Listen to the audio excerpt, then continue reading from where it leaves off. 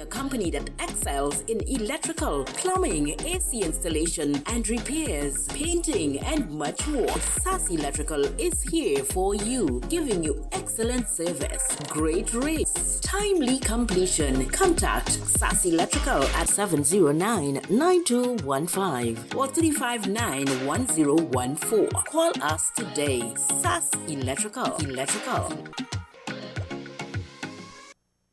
Streaming live on Facebook, Twitter, Instagram, and more. GLS 103.5 out of Tobago.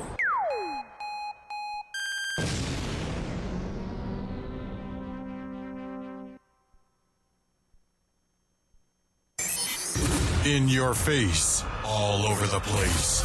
We're online. You're listening to the hottest internet station in the Caribbean. GLS 103.5 out of Tobago.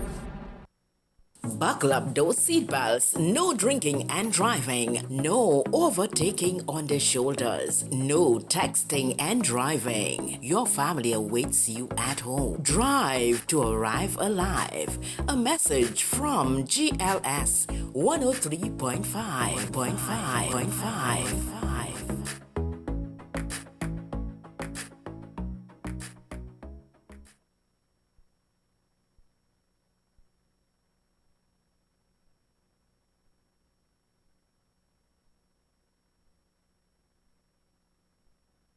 It's easy as 1, 2, 3. Finding a company that excels in electrical, plumbing, AC installation and repairs, painting and much more. SAS Electrical is here for you, giving you excellent service, great rates, timely completion. Contact SAS Electrical at 709-9215 or 359-1014. Call us today. SAS Electrical.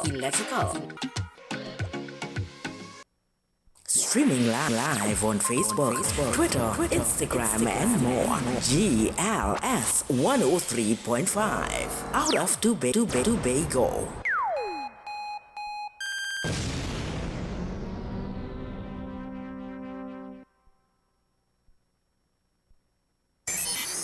In your face, all over the place. We're online. You're listening to the hottest internet station in the Caribbean. GLS 103.5 out of Tobago. Buckle up those seatbelts. No drinking and driving. No overtaking on the shoulders. No texting and driving. Your family awaits you at home. Drive to arrive alive. A message from GLS 103.5.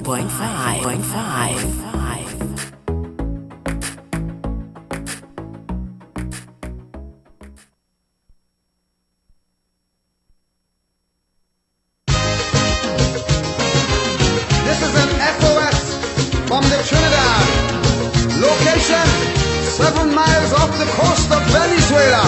SOS, Mayday. Help!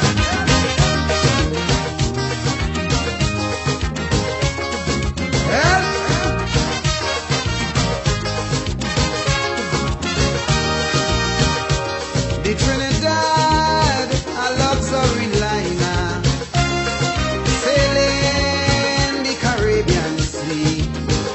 With an old captain named Eric Williams. But yes, it's smooth and free. But sadly, Eric Williams passed away. The ship hit rough water that day. Someone turned the bridge over to a captain named Chambers. Me blood crawl, things start to fall. Hold me head when I sail a ball. Captain, the ship is sinking. Captain, the seas are rough. Oh yes, we gas tank almost empty, no electricity. We oil pressure reading low. Shall we abandon ship or shall we stay on it and perish slow? We don't know. Captain, you tell me what to do. Whoa.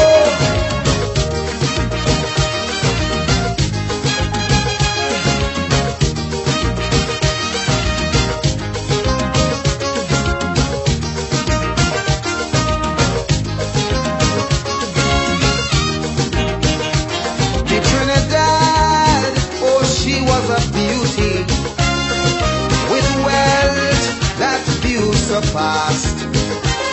And in her day she sailed majestically. There were few in her class. Faithfully she fulfilled her sailor's need. Some were overpowered by greed, and so they pilfered slow. Some took by bulk and go. Now she looked dull, she's at a lull. She could barely sit on her hull. Captain, the ship is sinking.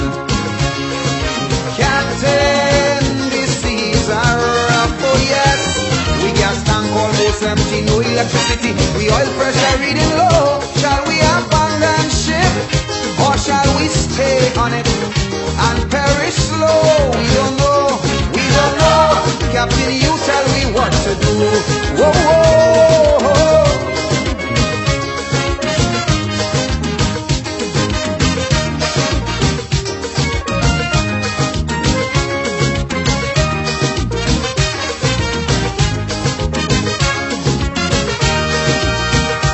The Trinidad in her day of sailing, she was a friend to one and all. She never once ever hesitated to answer all SOS calls. And yes, well, she always did her best to help out those in distress. Now it's so sad to see she's in difficulties. Though she helped cheer, some of them cheer and sarcastically declare, Captain, the ship is sinking. Captain, the seas are rough. We gas tank almost empty, no electricity. We oil pressure reading low. Shall we abandon ship, or shall we sit on it and perish slow? We don't know, we don't know. Captain, you tell me what to do. Whoa, whoa.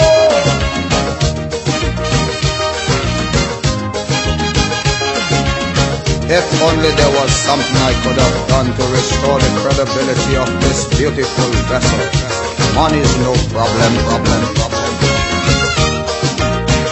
Now there's a lot of fingers pointing, suspicion running strong. Who's to be blamed for all her failures? Who's to be blamed for doing her wrong? Now please remember I'm warning you, for to the years she had the same crew who hold the keys to her fault. So we know who's at fault.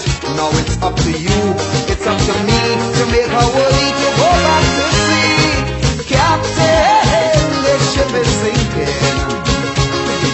Captain, the seas are rough. Oh yes, we gas tank almost empty, no electricity. We oil pressure reading low. Shall we abandon ship, or shall we stay on it and perish slow? We don't know, we don't know. Captain, you tell me what to do.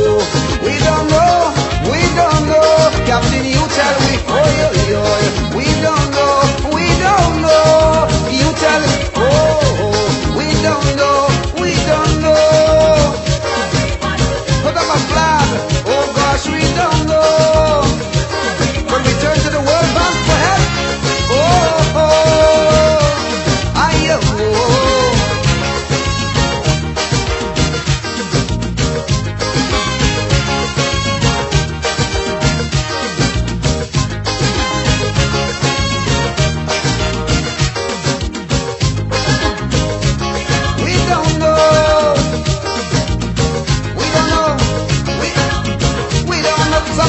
application to the World Bank. Probably we may get some help to do the repairs. We don't know, we don't know, we don't know. Trinidad Rio.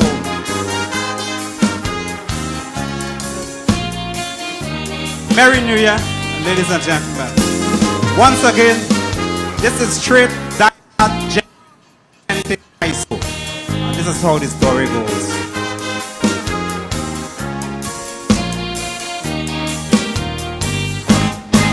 I went to public utilities and tell them disconnect them facilities, cause me want them.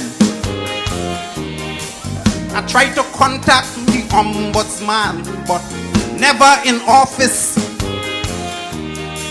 Are going to file me an injunction on the public service.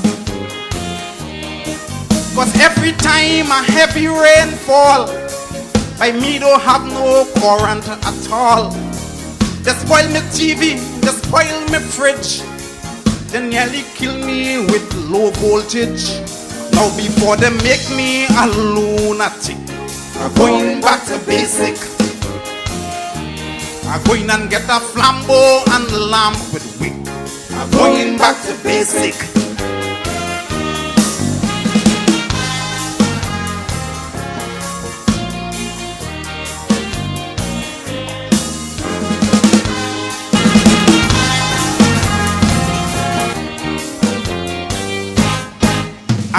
I like to say good afternoon goes out to Nicole. To let them know. Good afternoon also goes out to Anan. A message to send. And I like to say happy birthday goes out to Swan. And if they come home and they see. Hope you guys locked on and listening. Right, it's right here where we go to view the issues that concern Tobago. And I'm writing party. So tune in to the talk show this afternoon with Ochoy Charles and myself. CSTT does make me weep. Good afternoon to St. James. When old talk was cheap, I make a phone call to Talparo and I get a phone bill to Mexico. Oh my lad, before they kill me and kill me quick. I'm going back to basics. All I think is life. A piece of Marling and two Klimpan couldn't do the trick. I'm going back to basics. I should say one of the ex-past Chief Secretary of Trinidad and Tobago.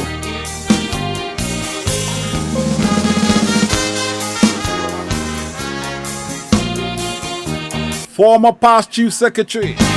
I went and buy me a motor car for my own comfort, because I can't take no more torture waiting on transport. But all them potholes and all them bumps, me car ain't able until they invent a car to jump. Well, I go travel. I beg the Lord to please put a hand, touch the hearts of the spare parts man. I used to have a raise in the bank. Now every cent gone in me gas tank. Now I prefer roller with piece of sticker. I'm going back to basic. Or buy a 3-speed bike, go in tick. I'm going back to basic. Good afternoon to Cheryl Murray. Or Shireen Murray. Good afternoon to my family out there as well. Now the only competent source that really working is when you can't pay your bills on time. They come cutting. Incompetence and disregard. Ain't no humor. Cause the situation is sad for the poor consumer. The word wasa does give me gripe. I ask for water, they can give me pipe. I can't even get me clothes to wash. Me toilet full and can't even flush. Now they make me condemn me toilet bowl. I'm going back to basic. And now I dig in a latrine hole. I'm going back to basic.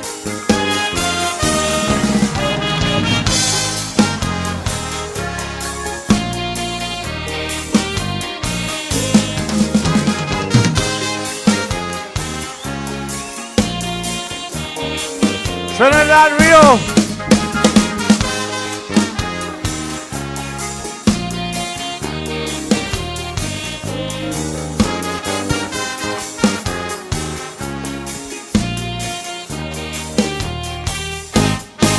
Yesterday, I went to the store to buy a cooler, then get me Indian partner next door to make a chula. I buy a donkey cat from Ramdeen to make a stagecoach, then put some Severin in my latrine to kill the cockroach.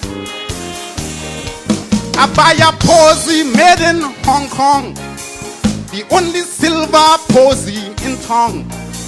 Well, if you see the latrine I build, y'all is the cleanest one on the hill. All down inside the hole and around the walls. I always splitting. You know why?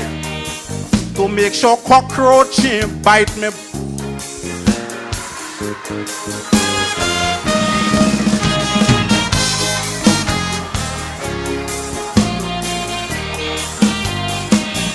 Trinidad Rio,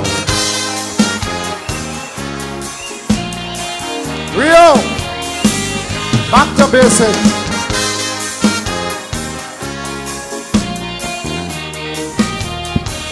Hey, yeah, what going on? My DJ bust a tune from the back, from the top again. That tune deserves to play more than once. We're going back to basics. Trinidad and Tobago, where we going?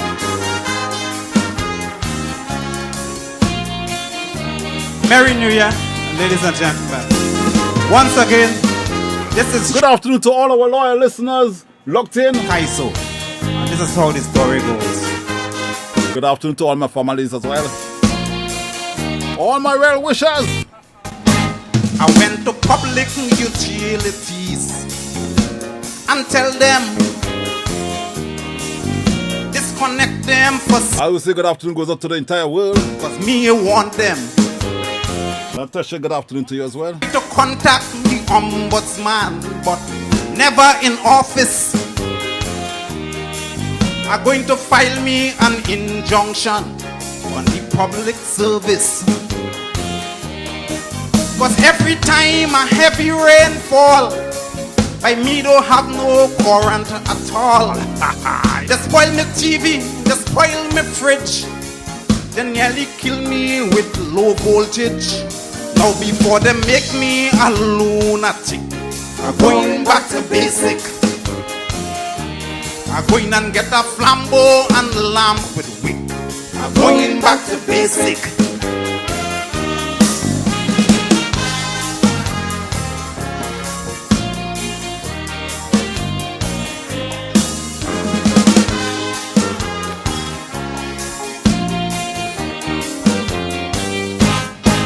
I call me fans and I call me friends to let them know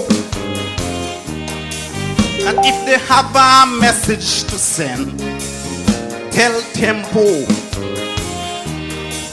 And if they come home and then you see me, tell me neighbor, or get a pen and a writing pad and write a letter. Cause CSTT does make me weep. Gone are the days when old talk was cheap.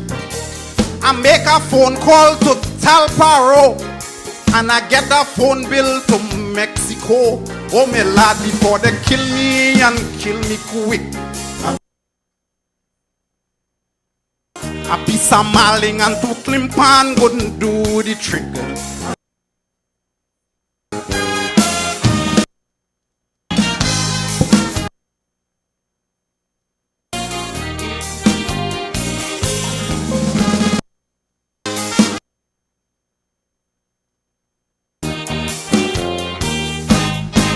I went and buy me a motor car for my own comfort,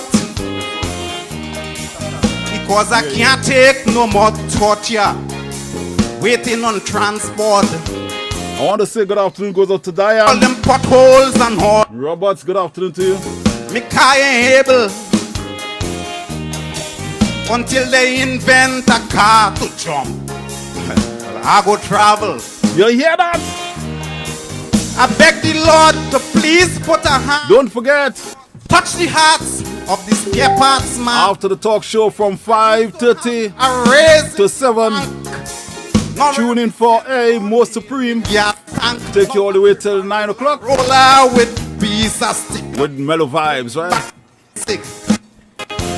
Or buy a 3-speed bike, go in tick tick tick. I'm going back to basic.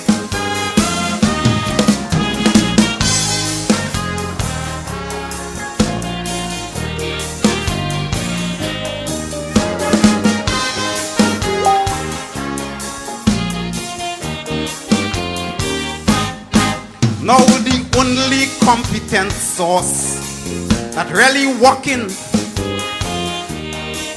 is when you can't pay your bills on time. They come cutting. Good afternoon to you, Diane, once again. Tense and distraught. Also, good afternoon to Nicole out there in Trinidad.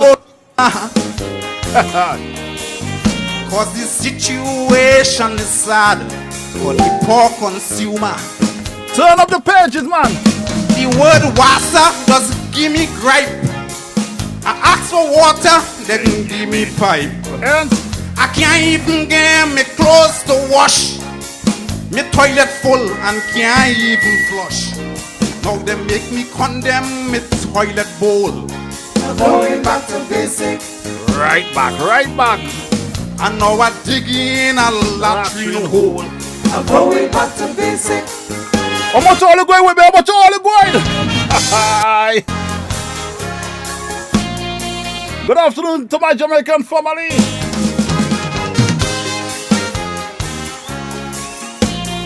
I see some people giving thumbs, man. They're going back to basic too.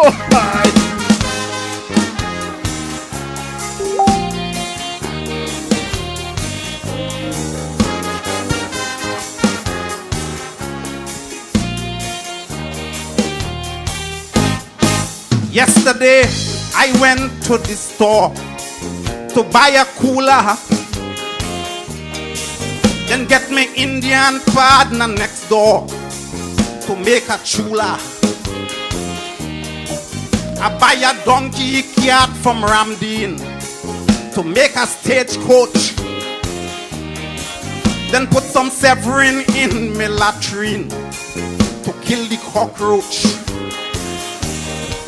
I buy a posy made in Hong Kong, the only silver posy in town. Well, if you see the latrine I built, y'all is the cleanest one on the hill. All down inside the hole and around the walls. I always splitting. You know why? To make sure cockroach ain't bite me.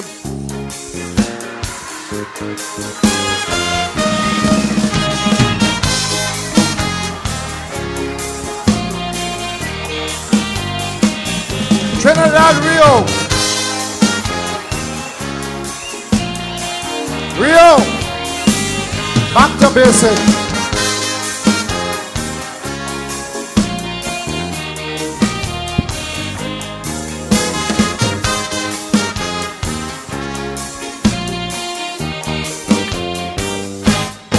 Long time me, Gypsy and Kokoro.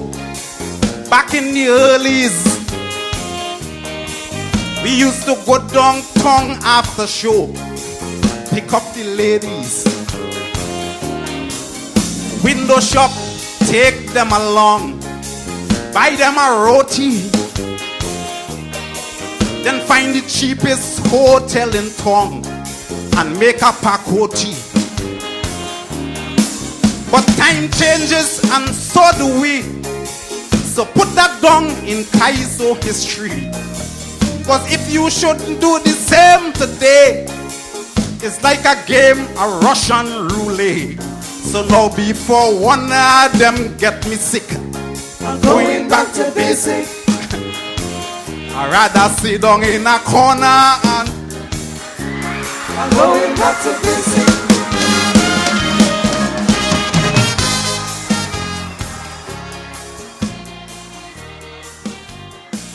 All you hear that? So we're going back to basic to do what we used to do before, right?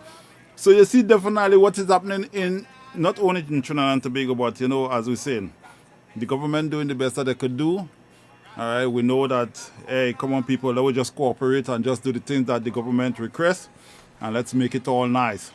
All right. I know some of you all may have the belief that they are not doing what you expect them to do, but at the same time, hey, we have to be very self-minded. All right, things happening. So once again, I'd like to say good afternoon to all our viewers on the live. Good afternoon to you and yours. Good afternoon goes out to you, Diane Roberts. Good afternoon to Nicole. All right, out there in Trinidad. St. James, my good friend down there. Good afternoon to you. Good afternoon to, I think, is Miss Murray. All right, good afternoon. But hey, people, keep it locked on. We're doing our thing right here. Don't forget, Ocho Charles is going to be in at 5:30. It's now 5:20 in the capital nation of Trinidad and Tobago. So in the meantime, let's keep it with the music until. Magic island, full of magic people. Let me tell you a story about their pain and their glory. Oh yeah. Many rivers flow to this naked eye, bringing pain, but also a brand new style. And of all these rivers that shape this land, two mighty ones move like a sculptor's hand. And today those hands across the land, man, is still landscaping. And there's no doubt we can work it out, there is no escaping. As the river flows, there are those who will change its passage. But every common man got to understand up and send a message. And people put up your hand if you understand. Now come, see how we moving, watch how we grooving, see how we step in style. One lovely nation under a groove, the Ganges don't need the night. Them boys with the hidden agendas and the mind benders, people don't take in front. Various smart men and politicians can come along if they want, 'cause the people got the power and the glory. See how we float in sky, see how we moving, watch how we grooving. The Ganges has made the night. Differences there will always be, so that you'll be you and I'll be me. That's the damn thing, self, that makes it sweet. Brother, bring your drum, let me start to beat. Don't mind them politicians. And when they tricky situation, we done jamming and we jamming and we jamming and jam, 'cause we know the story. Let them fight if they want in this land of the deferred glory. People put up your hand if you understand. Now come, see how we moving, watch how we grooving, see how we step in style. One lovely nation under a groove, the Ganges don't need the Nile. Them boys with the hidden agendas and the mind benders, they will always do their due. Various smart men and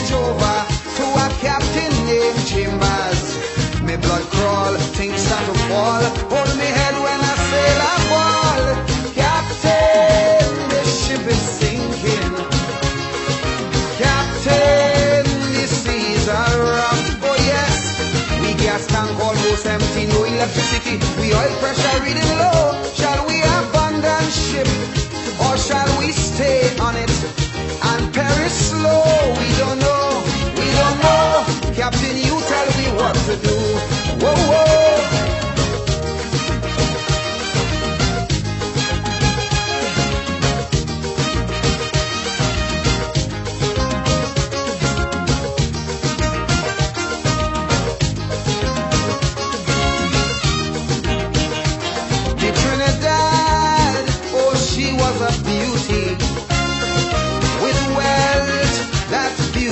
Past.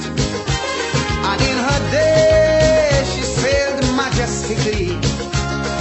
There were few in her class. Faithfully she fulfilled her sailor's need. Some were overpowered by greed, and so they pilfered slow. Some took by bulk and go. Now she looked dull, she's at a lull. She could barely sit on her hull. Captain, the ship is sinking. Captain, the seas are rough, oh yes. We gas tank almost empty, no electricity, we oil pressure reading low. Shall we abandon ship, or shall we stay on it and perish slow? We don't know, we don't know. Captain, you tell me what to do. Whoa, whoa, whoa.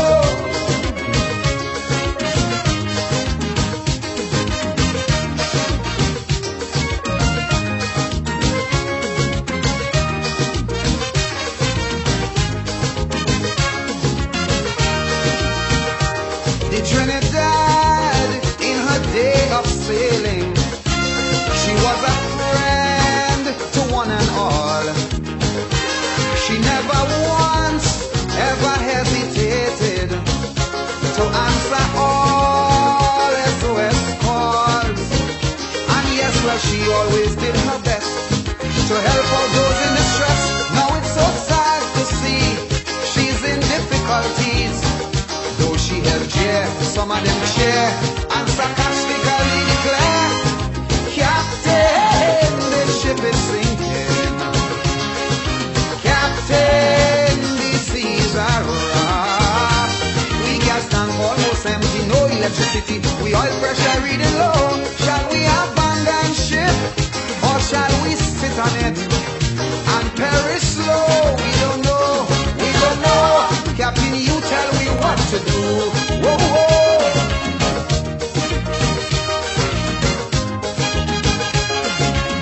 If only there was something I could have done to restore the credibility of this beautiful vessel. Money's no problem.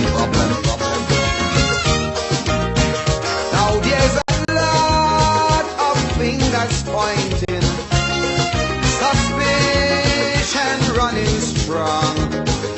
Who's to be blamed for all her failures?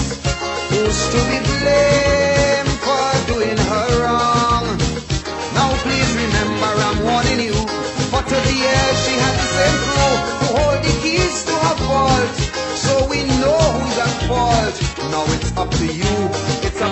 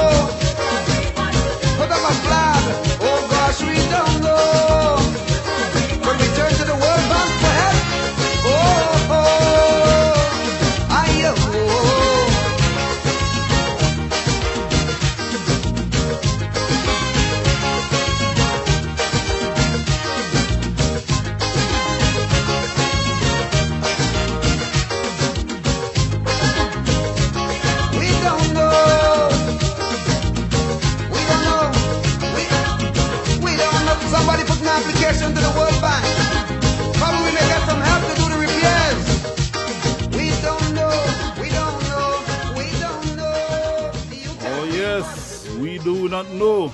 So as we say, definitely good afternoon to you and yours. Once again, good afternoon to the whole world locked on. It's nice having you and yours inside GLS 103.5 as we reach out worldwide, internationally. Once again, we are here. Thank the Lord for holding in his hands. Earlier, we had a lot of rain, and we see that it actually come to a stop. Thanks God for that. I'd like to say also good afternoon to Mr. Charles. Good afternoon once again. Nice having you inside. How is everything with you, sir? Good afternoon, my brother, and good afternoon to your listeners and your viewers. Of course. And I'm always excellent. Whenever there's a change, I will let you know. Because I explained to you, several times, and this is how I speak the truth. Yes, yes. That we are nothing but dust without the Spirit of God. So true. We are nothing but dust. Dust, so true. Without the Spirit of God. If you listen to creation, you look at the working creation. God make us from the dust of the ground. Of course. And then we were dead. When you were created by God, you were dead. You had a heart. You couldn't pump any blood. So true. So you true. had lungs. You couldn't breathe. You have a brain. You couldn't think or do anything. You had all with you. And all God did was to put his spirit in you. Breathe the breath into you, put his spirit, and you become a living soul. So we have to remember that we are nothing. The day the world understand, every individual understand that he's nothing but dust without God's spirit. So and true. this is why we give God praise and thanks for everything. Because everything is done by him. The moment his spirit come out of us, the moment you gone back to dust, they bury you. With your heart, your lungs, your brain, your kidney, everything else, put you in dust. And he make us from the dust, you know why? You mustn't boast and show off because you can do nothing without him. So true, so true. There is where I am always, and I come, I speak the truth. Always, I speak the truth to people. Up to today, if you recognize that I was able to have my hair cut. Yes, I observed that one. Imagine, I went home just after 4 o'clock, If you notice, I just had to just throw on the top. To get back. Take off what I had on and put on a top. Because I was able to get my hair cut today. That is very good. And when I went there, as soon as I opened the door, come in. You have a million questions to answer. I don't know. I am not the one to answer the question. And it's from one matter to the next. Some of them I'm sure we're going to raise here. Because those fellas would have been there, they said, they have been employed. Yes. They have been employed as barbers. Cutting hair, making their own money. Not employed by government. Private sector, they have their own business. And government shut it down. Because of the COVID, whatever it is. COVID pandemic or whatever it is. Right. And I don't want to give my opinion on that. You shut it down and said, okay, fine. I gonna pay you. And how many months they home?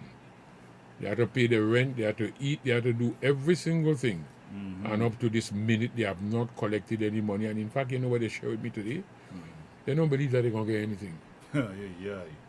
And I said, this is why Tobago need to have their own its own arrangement and its own government. You're not breaking up Trinidad and Tobago, where you could be able to see. You still have the one president, one prime minister, whatever it is. But Tobago must be able to have its institution that which will be able to see about the people at Tobago. Had that been so, and you have the proper people in it, we are not going to shut down a barber shop. Exactly. Because just remember, even if we think about man talking, and as a result you have the virus or wherever it is, and it can go out on people, all you need to do, leave the barber shop in operation and let they just put on the mask so that when they talk over you, because you can't cut your hair with mask on it, as you know, but the person who cutting your hair, he might be talking, and he may have the stuff you don't know. So and he deserves to have one. That's all you need to do. You didn't have to shut down the people, please. And right now they're home and they're now back out to work and there's nothing for them. Nothing. I mean, they have to all start over again. So that's one of the matters that was raised. And we have no representative, as you know. We come into that sometime. that nobody is to articulate Tobago's case for them. And this is why we need one Tobago voice, a voice to speak for Tobago. And that voice should be able to bring the institution that we want to have in Tobago so that we can regulate our business. For example, and I guess we deal with this and then you may have a couple questions for me. Yes, yes. The domestic tourism. Everybody knows that Tobago, most of our industry, well, especially in Boko right here, all it is tourism. Yeah. We shut that down. We shut down the whole economy of the island. We're not quarreling with anybody. I'm just looking at what was done. Yes. You shut down the whole economy of the island because the whole tourism sector shut down. Hotels can't operate, this can't operate. We, even though you are having people who are infected, and most of the infection, they say, would have come from outside of the Trinidad and Tobago. But people from Trinidad, we have a really thriving domestic trade where people from Trinidad are accustomed coming to Tobago. What do they come to Tobago for? Huh? They come in order to enjoy our scenic beauty and so on in Tobago, to go and soak in the salt, because a lot of places in Trinidad is muddy water, oil in the sea, whatnot. They come to Tobago to bathe. Yes, yeah. Follow me? Yes. So you said no bathing. Even when you relax the question, I'm telling them, okay, fine, you can open and you can have outdoor eating and so on. Nobody can come in. Because nobody coming from abroad to come in here. Exactly. As you know, because the whole borders all over the world shut down. We understand that. But what about people coming between Trinidad and coming to Tobago? There are a lot of, people make a lot of their money, you know. They come into Tobago to do what? To go in the sea to bathe. Yes, yes. And when they come to soak in the sea, taking some sun and some other stuff and so on, what would normally happen is that whilst they are here, they will go in the restaurants and they will buy. So although they open back the restaurants that were outside or down in store B and so on, I was told this, I went down, this is why you have to be on the ground and you have to know. Yes. One person said to me, we opened the first 3 days. I normally would make on a daily basis about 1,500, because people come in, they come in to bathe, they come in to buy, they come in to, because they're eating, people bathing in the sea, they come, they're hungry, and when they bathe in the sea, you get hungry, You get hungry. We are accustomed to that, man. I born in the sea, I grew up there. Now, you become hungry, and then you go to the restaurants that are next door, and you buy. Yeah. But you now see, I am opening up the restaurants in the tourism sector along those places on the beach. But you're not having any sea bathers, so nobody not leaving Trinidad to come to Tobago, to come to your restaurant to buy anything. They're coming to bathe. As a result, the lady said 1,000, is a lady. She said 1,000 to 1,500, $1,500 she will make when the day meet. When the day comes. She said, I open for 3 days, I make $150. I want to repeat, 150. See, I just shut down and went back home until they can open the sector. Now, if you have a government here in Tobago who's sensitive to these issues and would have known what to do with respect to those particular issues. These decisions are made outside of Tobago. They don't understand the environment. They don't understand anything and so on. There are several things that would have happened here that we would not have done. So and still, how many cases we have? We have no cases of COVID in Tobago. Shut down the whole place. There are a lot of people who have not got this salary relief, whatever they call it. Yeah. The third thing I want to mention and stop there for the time being, before we go into what is likely to happen with respect to these elections should take place, general election. I have to explain that again. And every time I come here, because we're in the election season, people must be able to vote sensibly. And here's one other matter with you. And we have to be very careful. We have to know what we are actually doing. The food card. It's a political game they're playing with the food card, We say to people, if the government of Tobago would not have been giving out any food card to anyone except those people who were accustomed to getting their food card. Even if we were going to be given an increase because of the situation now, because some people getting food card, there are people who want to mind and so now they would be going home because some of them may lose their job. They might have been working in a casino, working in one of those bars and so on. So now everybody home. So we increase the food card. That is what the government do. What we would have done is that increase. You normally get a food card. We give you a food card, but the increase we're giving you, because everybody got an increase, we were not going to make that a food card. It was going to be cash. Right. Because when you pay a food card, the person can only change that food card in a supermarket and specific places that are known. So the money is used to buy junk food. Food that are not nutritious. You're going to either Massey or you're going to I not calling Sonia or going to one of these places and your food card is to buy. If I give you cash in Buku, you'll be able to go down in the beach and buy a piece of fresh fish and make a fish ball. Correct. You buy some two banana, green fig over there, and you should be able to do something. And people will be able to use that. You could buy some vegetable and so on, and still have money, remain, and still having nutritious meals. We're not going to give food card. Food card is to be. I have been in government. Yes. I understand government, and sometimes I don't like to use these words. But sometimes it's a lot of corruption. I finance a political party. I am a big conglomerate with supermarkets all over the place. I finance. You can't go into the treasury and take the $1 million and hand it to you because there has to be paper, there has to be a process and so on. You can't do that as government. So there has to be, because you'll be audited. So what you do is to make that put a system in place so that I give food card to people so that the people can come to your place who have financed my political party to use that food card so you get back your money. Like I give you a contract. That is what is happening. That is why they're not giving them cash, You have to go in specific places to really use the food card. And it is so terrible. Oh God, we can do better than that as a nation, There are ways and means of doing things. And that is why we in Tobago, somebody told me today that is only one place, but I don't think it is. But we need to check that out. You can't give false information on the air or give false information anywhere to people. That is only one place that they had heard that you could have gone to change your food card in Tobago. And I said, today I heard that. And I said, I would investigate that. So when I come the next time, I am able to tell you, oh my God, that information was accurate. Yes. So we need to do things differently. I want to just say this. I believe that the elections would be held before the budget. Before the budget? Yes.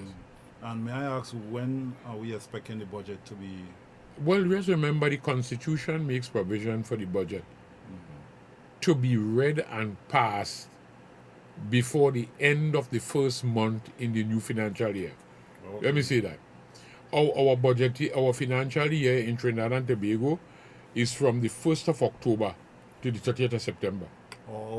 That's the financial year for Trinidad. Long time it used to be from January to December. As a result of that, by the time you finish and the budget is read, remember the dry season, our dry season begins in December right up to about May, the end of May.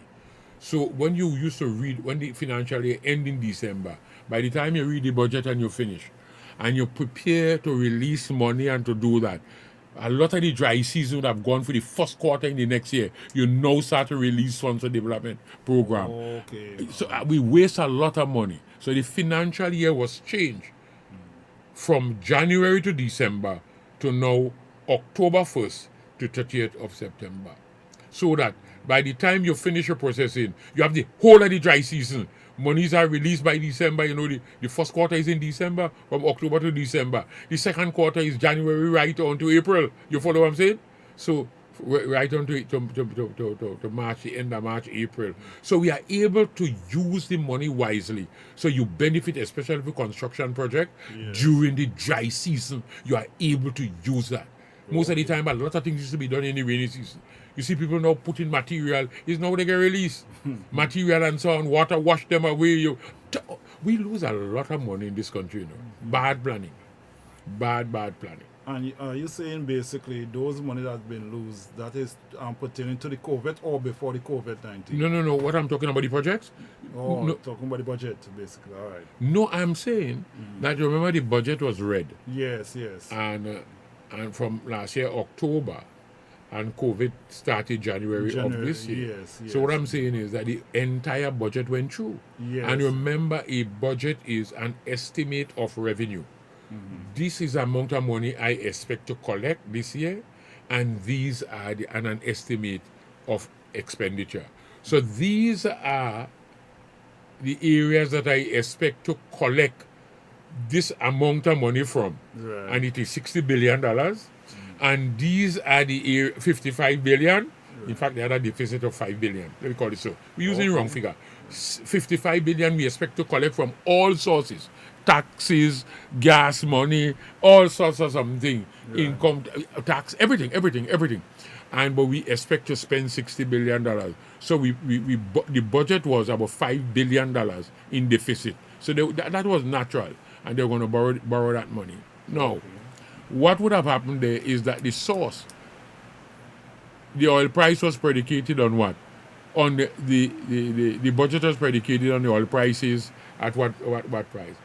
I can't remember the figure exactly now. Was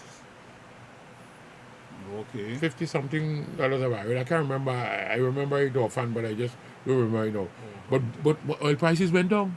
Yeah, I think it dropped to what, $1 a barrel or something? You know, in fact, some countries were begging, now in Trinidad, they begging out 20 something, $22, $23. But I'm just telling you that Trinidad,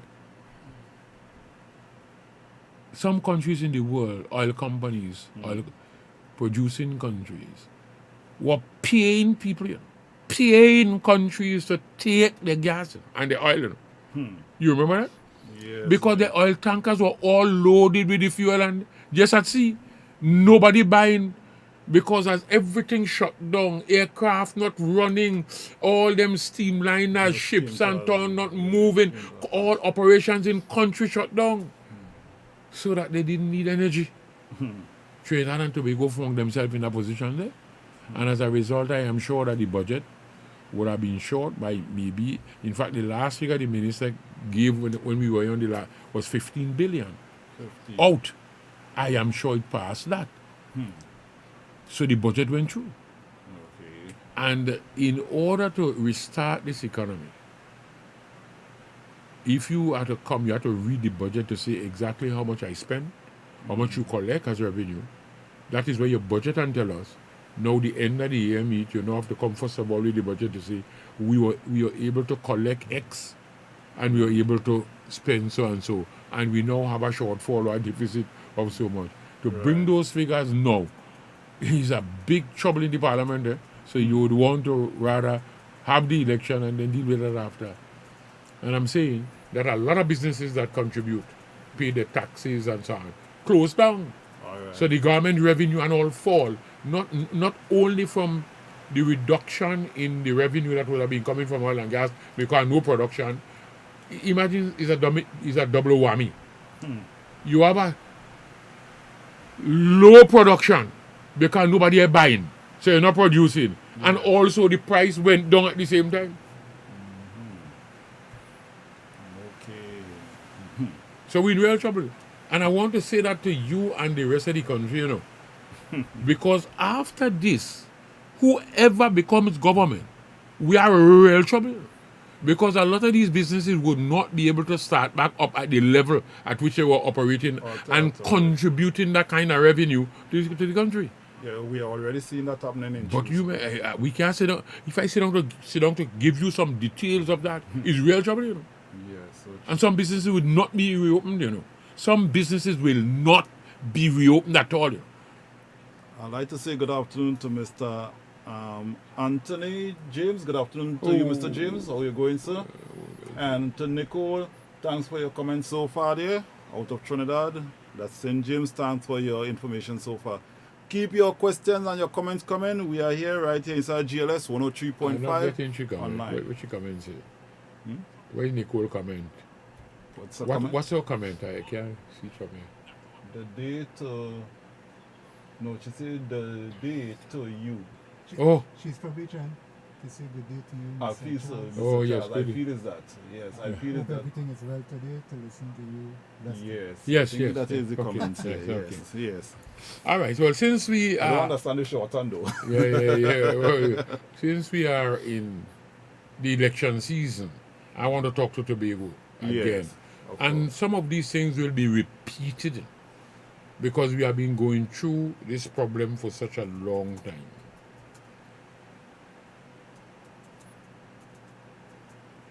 Trinidad and Tobago is going to be engaged in the next few months. I am saying in the next few months because the last election was in September 2015. Yeah. So it means then that the election by the Constitution, according to the Constitution, is due, becomes, in fact, the Parliament will be dissolved by September.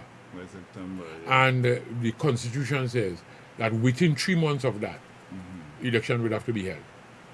You can't go beyond that. All right. All right, good. Beyond that. So we are expecting the election coming anytime now because the Prime Minister is the one to call the election. Follow the Prime Minister alone.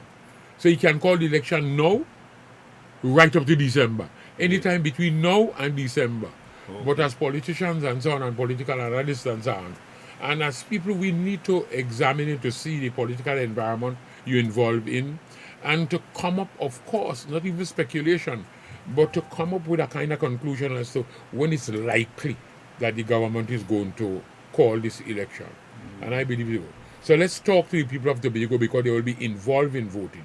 Yeah, just permit me one moment. Good afternoon to Mr. Antonio Phillips. Good afternoon to Sheridan James. Good afternoon to Yolanda. And once again, good afternoon to you, Mr. James.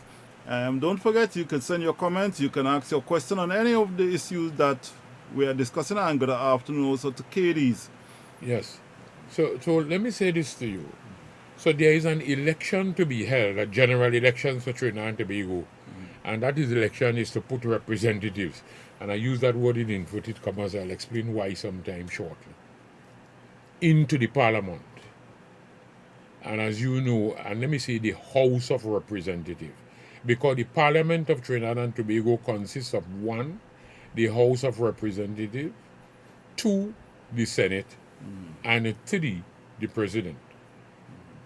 Because when laws, their job is to pass laws, make and pass laws for the country. And you know what law is? Law is the tool for the implementation of public policy or government policy. That's where law is. And their job is to pass laws, which is really policy for the country. That is the purpose of the Parliament. And the Parliament is what? The House of Representatives with 41 seats, the Senate with 31 seats, and the President. So you pass a law in one house, but the House of Representatives, you can introduce it anywhere. The House of Representatives. Then it goes to the Senate. And when it is passed in both the House and the Senate, with whatever majority is required to be passed by, then it goes to the President for assent. It's only when the President signs it and assent to it, it becomes law, so that we can be able to carry out that particular policy in Trinidad and Tobago.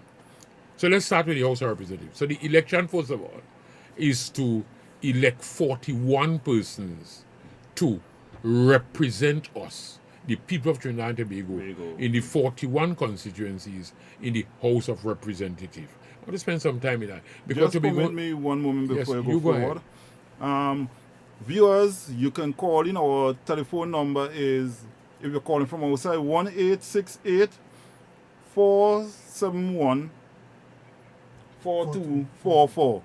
Okay, you can call us at that. That is... Give them again slowly. All right, 471-4244. You could call by WhatsApp or you can call direct, and we're going to actually take your call online at the same time. So if you cannot text, you can it's do not it. 1868.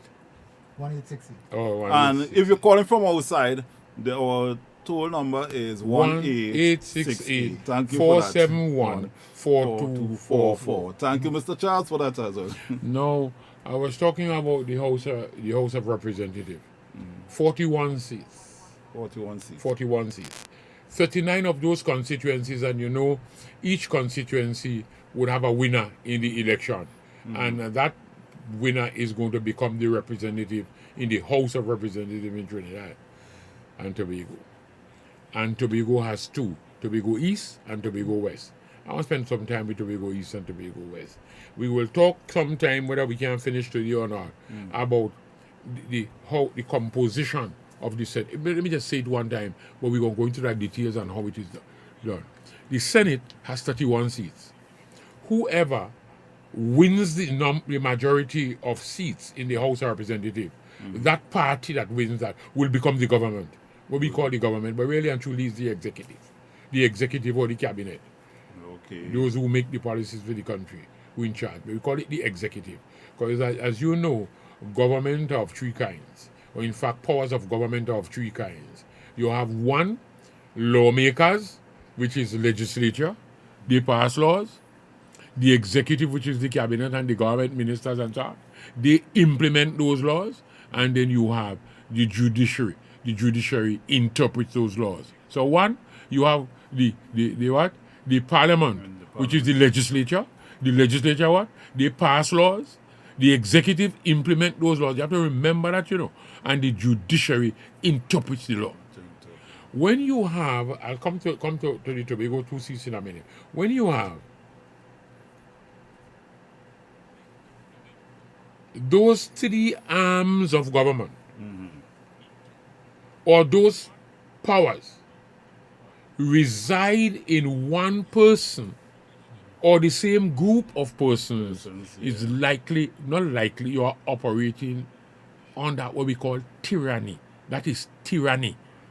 Not a democracy. We're talking democracy in Trinidad because we're not living in a democracy, you know, except that you vote once every 5 years. And we break that down for you. We're not in a democracy, you know.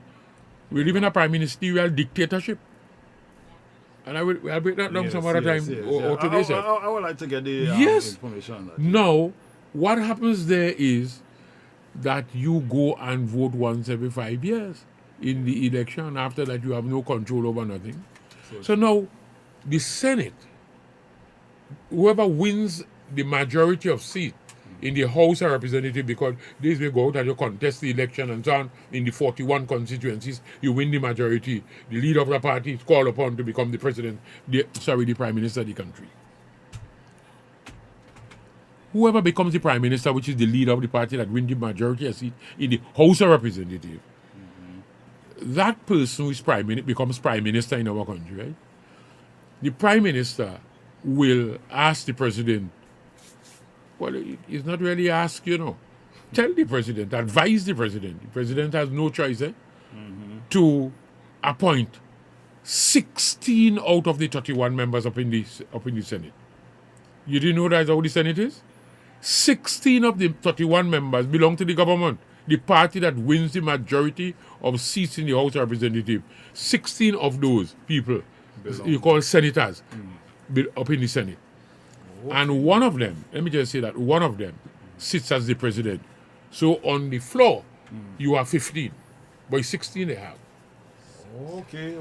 Whoever becomes the leader of the opposition, which is the minority party down in the House of Representatives, the second majority number of votes that you win in the House of Representatives, that leader of the party now becomes the leader of the opposition, right? We just saying it, breaking it down. That person who is the leader of the opposition will now advise the president to appoint 6 of those senators. So 16 and 6 is 22, right? So you have 9 more. And the president will appoint 9. So that's how we end up with the 31 members up in the Senate, right? Okay. 16, 6 opposition, 16 government, or 16, call it the executive, 6 opposition, and 9 president. Now,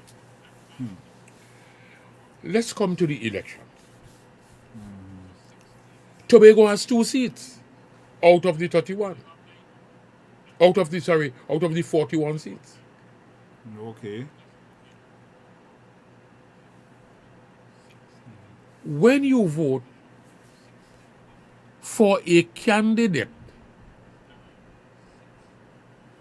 in elections in Trinidad for the House of Representatives, the 39 seats down there, I want to take my time with it. Yes, yes. If those candidates that win the seat, they belong to the party that controls the House of Representatives, that the majority of seat. So their party now become the government. Those candidates who are representatives, who are called representatives, they become what? The representative of the constituency, so they can go into the parliament, and we're going to explain how the parliament works. People have a lot of misconceived idea about how the parliament, wrong information about how the parliament works. Okay, all right. So when you become a representative in the Trinidad set, I will come to the 2 seats in Tobago. You are the representative for your constituency, meaning that you can go in the parliament and speak on behalf of your constituency. If your party is the majority party and your party becomes the government, I'm saying that the people could understand the language. Yes, yes. All right. You can be appointed a minister of government, and I want to leave it there. You can be appointed a minister of government. And when you are appointed a minister of government, you can provide anybody in Trinidad with public goods, we call it government goods or government service. You can help a man to get a house. You can help him to get a job because you're the government and you're a minister in that government. You can see about the drain and the road. You can help him with scholarship. You can do all kind of things in Trinidad. Because you are one what? A representative, but you are also a member of the government team, and you now become a minister. Now, let's come to Tobago. So what they can do, they represent their constituency, and because the party win, they are appointed minister. They can now help you and give you public good. The Minister of Health can help you with other stuff. Minister of National Security can help you with other stuff. Because the minister that has responsibility. Now, let's come to Tobago. The 2 representatives in Tobago, the 2 candidates that win and become representative in Tobago, they go to the same parliament because it is 39 seats in Trinidad and 2 in Tobago. They are what? Should be your representative, just like the man in Trinidad who win a seat, and should be able to go to the parliament to speak on behalf of Tobago. Yes, correct. Now, follow me well. Let's get But that. remember, that is all they can do. Even if they belong to the government side, they cannot give to anybody in Tobago any public good or public service, any government service or any government good. Unlike the man who becomes a minister in Trinidad, who is a representative. Because in Tobago, those responsibilities belong to the Tobago House of Assembly. So a representative from Tobago in the parliament, a parliamentary representative from Tobago in the parliament, cannot give a man a house in Tobago because they THA, like the assembly. Can't fix a drain, can't give you employment, can't help you with a scholarship, nothing. So their role is one thing. And a lot of people in Tobago are misled where that is concerned. And I'm going to break it down just to explain something else here. So you understand the difference? So when I listen to one of those candidates who have been selected, saying that they're going to see about the airport thing and to make sure that the terminal, that's not their responsibility, you know. They can't do nothing. No. No, so what then is their role? Their role is simply to go from Tobago, is simply to go, no matter where they make them, is simply to go down to the parliament, to speak to make sure that Tobago gets its freedom and our right and our power, so we could be able to deal with the matters of Tobago and to determine how we are governed and how the Tobago run. Not to go down there to make any party, a majority party down there, to boss. Yeah, go ahead. Just permit me just to You go take ahead, this it's question your thing. from Mr. Antonio Phillips. Oh my God. On the screen there. That's your boy. Yes. What is your Opinion for Tobago to move to the next step The first step, we have done that before, you know, and the documentation is, we write a development plan for Tobago, you know. And when I say we, I mean the whole of Tobago write that. But let me come to this. The first thing Tobago has to do is to free itself. We're not free. Your power in Trinidad, in the parliament. So to move forward, you need to set yourself free. Not Trinidad to free you. You as Tobagonian must set yourself free. But you know what I just read? I just read this a couple of weeks ago and studied. It's easier to be a slave than to be free. I want to repeat that slowly. It is easier to be a slave, and that's what Tobagonian doing. It's easier to be a slave than to be a free man. Because a slave, all he does or she does is to carry out the orders that you get. Not so? Yes. You don't have to do nothing more than what your master tell you just do. Yes. So it's easy to do that. But a free man has to think. He has to plan. He has to organize. For example, like you. You have to plan. You have to organize. You have to create. You have to innovate. You have to work. Yes. But slave just do what I tell him. There's no planning, no thinking. In fact, when a slave die, if you could get his brain, none of his cells they use yet. He just use the physical body by just doing what I tell him. Yes, so true. And that is the problem with Tobago. Our thing is that we just sit down and then people tell you, even the thing that you're doing, detrimental to you and your people and your children, you just do it because you're a slave. They direct you to do it. And that's all. Yes. So, Mr. Phillips, the first thing we have to do is to free ourselves. And to free ourselves, Tobago need to stop voting and giving your power to those who oppress you. We have been oppressed as Tobago for a long time, you know. We can deal with the details, even right now.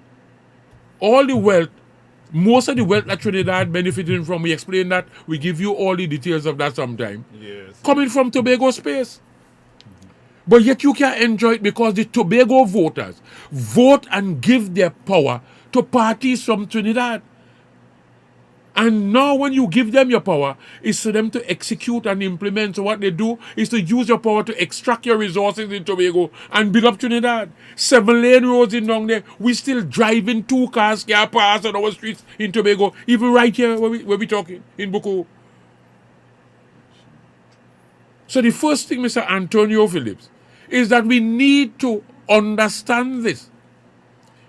And people think that the 2 sheets can't bring nothing. And I said to people, you don't understand. Let me give you the historical record. It's there. That Robinson and Murray went to our parliament in 1976. Because December they filed the motion. He moved in 1977 and passed in 77. And win the assembly for Tobago. You don't know why? They did not belong to any party in Trinidad. Not the government side, nor the opposition side. The opposition in parliament was the ULF, and the government was the PNM. You know the fight we went through to get the Tobago House Assembly? For years. How were they able to do it? They did not. Let me explain how the parliament works, and then explain that part to you. The parliament works with 2 sides.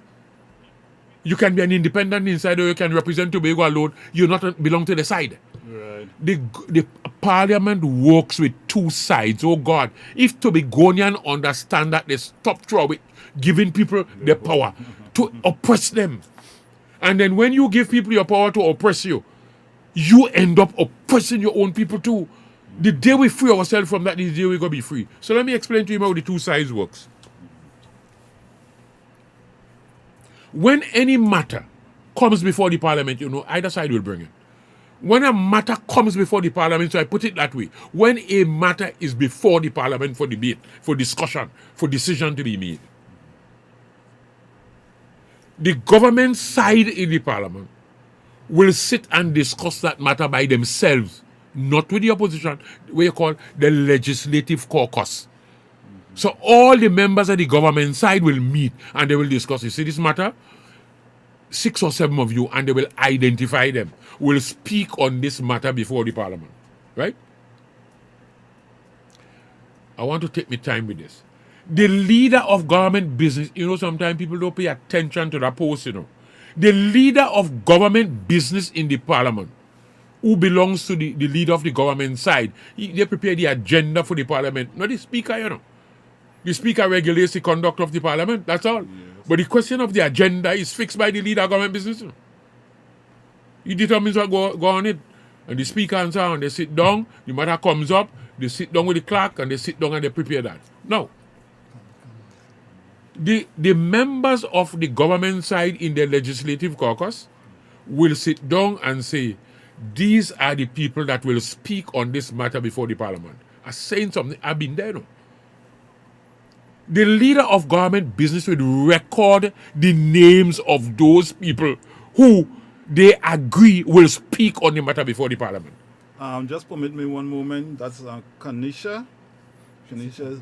This is the education program for the people at Tobago, you know, so that we stop voting in the dark. And I see she comments again. We'll take the comment. We'll read the comment afterwards and take it. Let me just finish this point. Right, go ahead. So important. And we welcome her. So the leader of government business will record the names of those people from the government side that they agree will speak on the matter before the parliament. And the leader of government business will give those names, will inform the speaker that these are the people that will speak. Nobody else from the government side will be permitted to speak on that particular matter. That's how the parliament works. Secondly, but of course the other side has to contribute, which is the opposition side. The opposition side in the parliament will also have their legislative caucus. And the chief whip will record the names of those from the opposition side who the opposition side decide will speak on the matter and notify the speaker. So only those people will speak. Well, let me tell you the practice. The practice in the parliament is not for the government side, but the opposition side. Everybody on the opposition side will talk. They will allow them to talk. But the convention, don't change the convention. This convention is that the chief whip will record those names and tell you, these are the people that will speak. But most time, everybody speak. But the government side, they select the people to speak. To speak on the side. But the same practice. No. That's what happens to Tobago. Robinson and Murray did not belong to the what? The ULF. So it means that they're not under the control of the leader of government business. You follow what I'm saying? Yes. Because that was the PNM and that was the government. They were what? DSC and represent Tobago. Mm-hmm. They did not belong to the ULF. So the chief whip couldn't say they should speak or shouldn't speak. They were independently representing Tobago. So they could have got up in the parliament at any time and move any motion on behalf of the people of Tobago. Okay. Since that period till now, Tobago has got anything? No, because we have been voting for parties and candidates that belong to government side or opposition side. And let me break that down for you. That is Tobago's demise. That's our problem. We don't understand. No. Since then you had Calendar and Udine, Calendar and Stretch, Stretch and Udine. You have this combination of PNM going down to the parliament and not being given a chance to speak. Why? They belong most of the time to the government side. And they, when they meet in the caucus, they are not ones that are recorded to speak, so they can't get up and speak. Let me give you the classic and come back to the issue. This is so important for Tobago to understand, even though we have to carry on this another day and answer questions because the election's coming up and people voting in the dark and put us in slavery and put us in all this trouble that we're involved in. Now, in 2004, Eugene Job Davis was representing Tobago East in the parliament. But she was a minister of government because the PNM was in government. Hurricane Ivan and Hurricane Emily, they come just a couple days apart, you remember that? And devastate Tobago East. Delaford especially, till the assembly declare some areas of the red zone. Yes. That you can't build nothing there. Up to now, they remain disaster area. What is normally done in any parliament in a democratic world, like in Trinidad and Tobago and elsewhere, is that the representative for that area, that's why you have them as representative, will go to the parliament and move a simple motion in the parliament. A simple motion, you know. Please take note of the natural disaster in my constituency. and render all possible assistance. You could sit down. But of course, you'll give the details of the destruction. People lose homes in Delaford and in Tobago East from Emily and Ivan. They get destruction. People lose their vehicle, they use their cup, they lose all kinds of stuff. People, homes blow down up there. I think there was a life, you know. Yes, I'm not so sure. Yeah, I think there was a life, you know. Yes. I don't want to say things that I'm not sure, but No, I think there was a life. Yeah, life in was that. taken out. Do you know that Mrs. Job Davis was PNM? You know? She went to the parliament with the motion. She wrote it and went. I want you to hear me, you know. I want the country to hear. Yes. Just as anybody else would have done in any democratic country anywhere else in the world. The simple motion. But two, she did belong to the government. She was either culture or tourism minister involved inside. I think it was culture. One of them. Yes. And she went down. Just remember, she can't put that on the other paper, you know. Because she belonged to the government side. You remember what I explained to you? Yes. So the leader of government business was Kenneth Valley. So she had to go to Kenneth Valley, and Kenneth Valley would have to now put that on the order paper so that the speaker would know that we have a motion to be moved in the parliament on such and such and such and such and such and such. Speaker can't change that, you know. He prepares that agenda. Yes. When she went to Kent Valley, they had the caucus. You know what they decided? We're not so sure of what Eugene will say in this motion. As a result, you can't move the motion. To this date, from 2004 to now, Tobago must hear, you know. No motion has ever been moved in the Parliament of Trinidad and Tobago on the devastation caused by Hurricane Emily and Hurricane Ivan. That is why the people in Tobago has got no help and no financial assistance to be done. When you do that, the outside world normally will hear. Yes. And will give assistance to the country to help that constituency. That was shut down. Why? Because Mrs. Davis had belonged to what?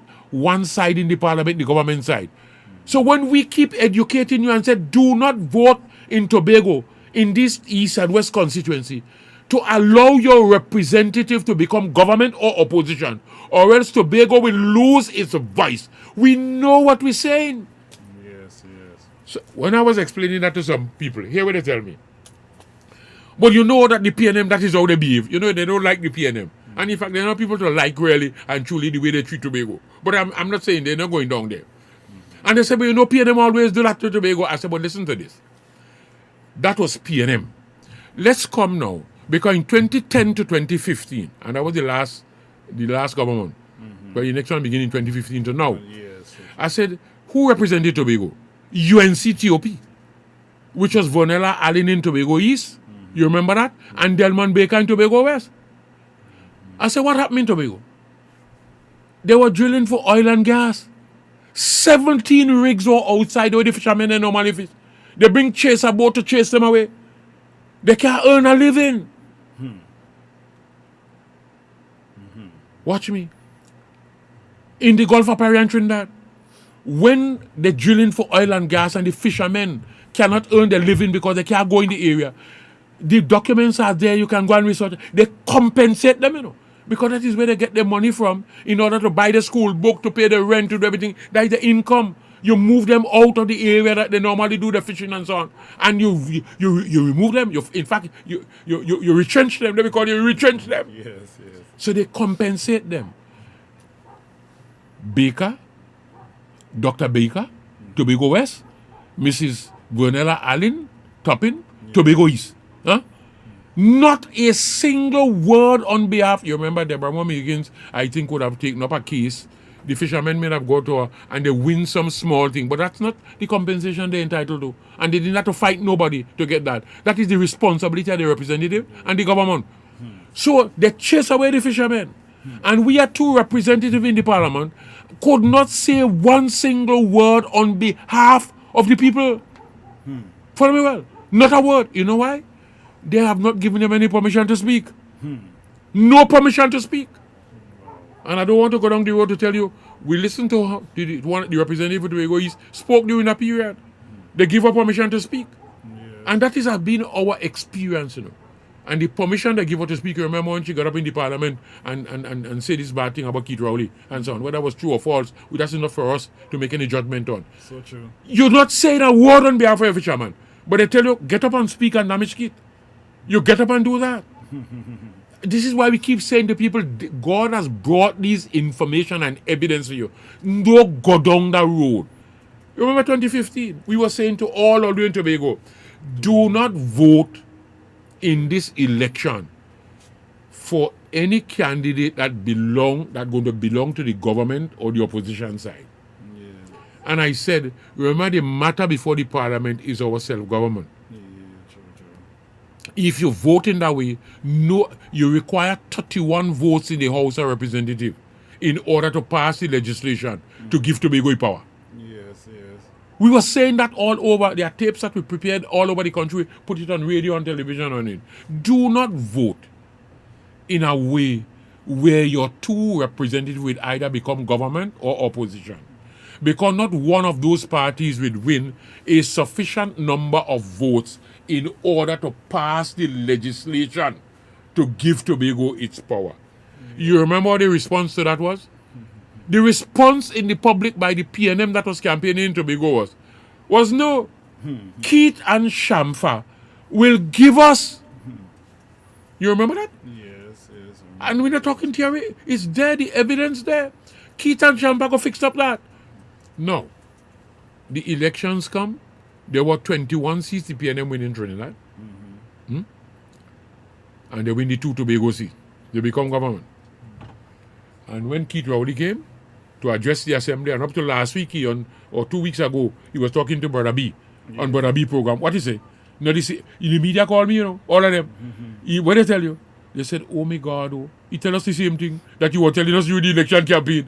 Said, he said, we want to give it, but we can't give it because we don't have enough seat to give it. But we were saying that before the election, don't vote and give them your vote. Don't give them your seat because they wouldn't be able to give you. Vote for the Tobago party that was involved at that time. It was TPT. Vote for that party and keep your 2 seats in Tobago. We are going to go to the parliament and use those 2 seats just like Winston Murray and Robinson in order to bring both sides together to fix the Tobago problem. Had Tobago done that, Tobago was out of this nonsense. We'd have been financing Trinidad and the Caribbean today with the resources that we have. But we went and voted there. And the government will have no respect. The PNM will have no respect for you all because you all are slaves. They belong to we don't have to do nothing. Let me finish this point. Yes, they belong to you. We don't have to do nothing. So they bring back the same 2. They shut down the airport. And I will give you something on that. And they bring back the same 2. They don't even disguise it. The same 2 candidates for the last 5 years that couldn't say a word. Tobago get lick up the sea bridge, the air bridge, everything. You bring back the same 2 and say, take that. Again. Just permit me. You go ahead, Brother Murray. It's your program. The life is going so fast. I don't know if this woman know you personal because I see a message what she sent say, this man is real. I know him and he knows it all about Tobago, US. Then I see a comment there now about what she said with PNM. PNM look out for now. For how? Yes. You could read it for me, I can't see that. PNM look out for how they want to get a job. You need to know someone who could help. Why is that? Let me say something. The election is about Tobago winning, not about an individual. The power is not coming to an individual. The election is about Tobago must win this election. If Tobago does not win, and I'm going to tell you how they should win, how they go win it. Tobago has to win the election because if the whole team does not win, nobody wins. We have been voting for individuals, and I explained that to you sometime. Remember I asked Orville in 2013? Let me say something. India playing a match, let me say cricket, against South Africa, right? When India use the match, you don't say something Kohli, that Kohli lose the match. Who lose the match? India. India lose it, yes. If Australia win, what's the captain down there? The last captain there? I can't remember. I know it must be Smith now. I remember them fellas there well before, It is India that lose. Yes. It's Australia that win. Correct. Not the captain. Not the captain. I am saying that to Tobago, we may be voting for individuals in Tobago, but Tobago lose. And for Tobago to win, the two candidates that going up on the Tobago base party, that is Tobago directed and controlled. When you vote for those candidates, Tobago win the election because your representatives win. Okay. Anybody else that win Tobago lose the election. Okay, right. For example, if the two PNM candidates win, Tobago lose just like you lose in the last 5 years. Tobago lose the election. Yes. And they can't speak for you, so that it means that you can't fix your road, you can't fix your sea bridge, you can't fix the boat, you can't fix nothing. Because Trinidad win the election they control. If Tobago, two candidates that going up on a Tobago base, Tobago directed party, Tobago wins the election. Yes. Let me say this. I asked Ovil that, and the same thing happened, If the PDP wins, Tobago lose the election. Still, yes. Because the PDP, and I have to be careful when I'm saying this, I am saying that the PDP represents the UNC in this election, and I'm not talking theory, Just remember, I didn't say I believe that, or I think so, I know. So true. This is UNC. The agent of the UNC in Tobago is Duke. And I want to say Duke. Because they are good people in the PDP, Poor Farley and the girl Boris are going up in the West. They are innocent. They don't know what's going on above them, The UNC since 2013. Yeah. You remember, everybody believed that the TOP was going to win that election. The THA election in 2013. Until 2 weeks before that election, when the whole UNC come up and take over the campaign. Yes. People turn around and give the PNM the 12 seats. They didn't vote for PNM, They voted against the UNC coming into Tobago. Yes, it's a fact I remember of life. that, yeah. From that time, the UNC made a decision that they are not, because they recognize it's not Jack and the UN and the TOP that they're against. Yes. But it is we that don't want to go over there. But they still have an interest in Tobago because it's important for them to get the power and become government. So what they do is that they made a decision. We have to repeat that, We are never going to contest an election in Tobago again with that experience. With that time. So what they do? They have an agent. Okay. So The agent is... Of okay. course. I ask people, Understand. everybody in Trinidad and Tobago now say, every one of us know that the two Tobago seats are the crucial seats for anybody becoming government in a general election. Because nobody can call in Trinidad. They're so close. And the UNC want to become government. The PNM want to become government, return back to government. Yes. They are contesting in Tobago, not so, although they're irrelevant and out of place here. I will explain that to you in a minute. But you're saying that the UNC not interested in the two Tobago seats? These two seats are important for you to become government, that you want to become. But you're not contesting them. Contesting them, yes. We bright, sir. We are the brightest people in the world. The agent of the UNC in Tobago is Duke of the PDP. So if you vote for them, you are actually voting for the UNC to take charge. And if you vote for the two PNM candidates, you're voting to continue Tobago's domination and oppression under the PNM. That's why you should vote for a Tobago-based party. The only Tobago-based party we have not selected any candidate, Because you know why? We are now meeting, in fact, Thursday, to deal with a certain amount of issue. We don't want to divide up and mash up this place. We want Tobago to win the election. And you can't win the election with the nonsense that we are having now. One is an agent for somebody else and the other one is the agent of our operation. Just permit me one moment, Mr. You go King. ahead. Can you just give us that information from, that is Kenisha? Kanika, yes, thanks. She had sent 2 comments there. I can't see it from We're there. not in a good state in Tobago. Yeah, because the people of Tobago must become wise. When we become wise, we are going to be in a good state. Because I explained that the richest country, and I say country, but for the purpose of the general public, the richest island in the Caribbean is this one, Tobago. Tobago changed hands 32 times. And not by people from the Caribbean nor from Trinidad and Tobago. From the European countries, they were leaving and coming here and fighting for this little land. Battleship mash up here. That's why we are so rich.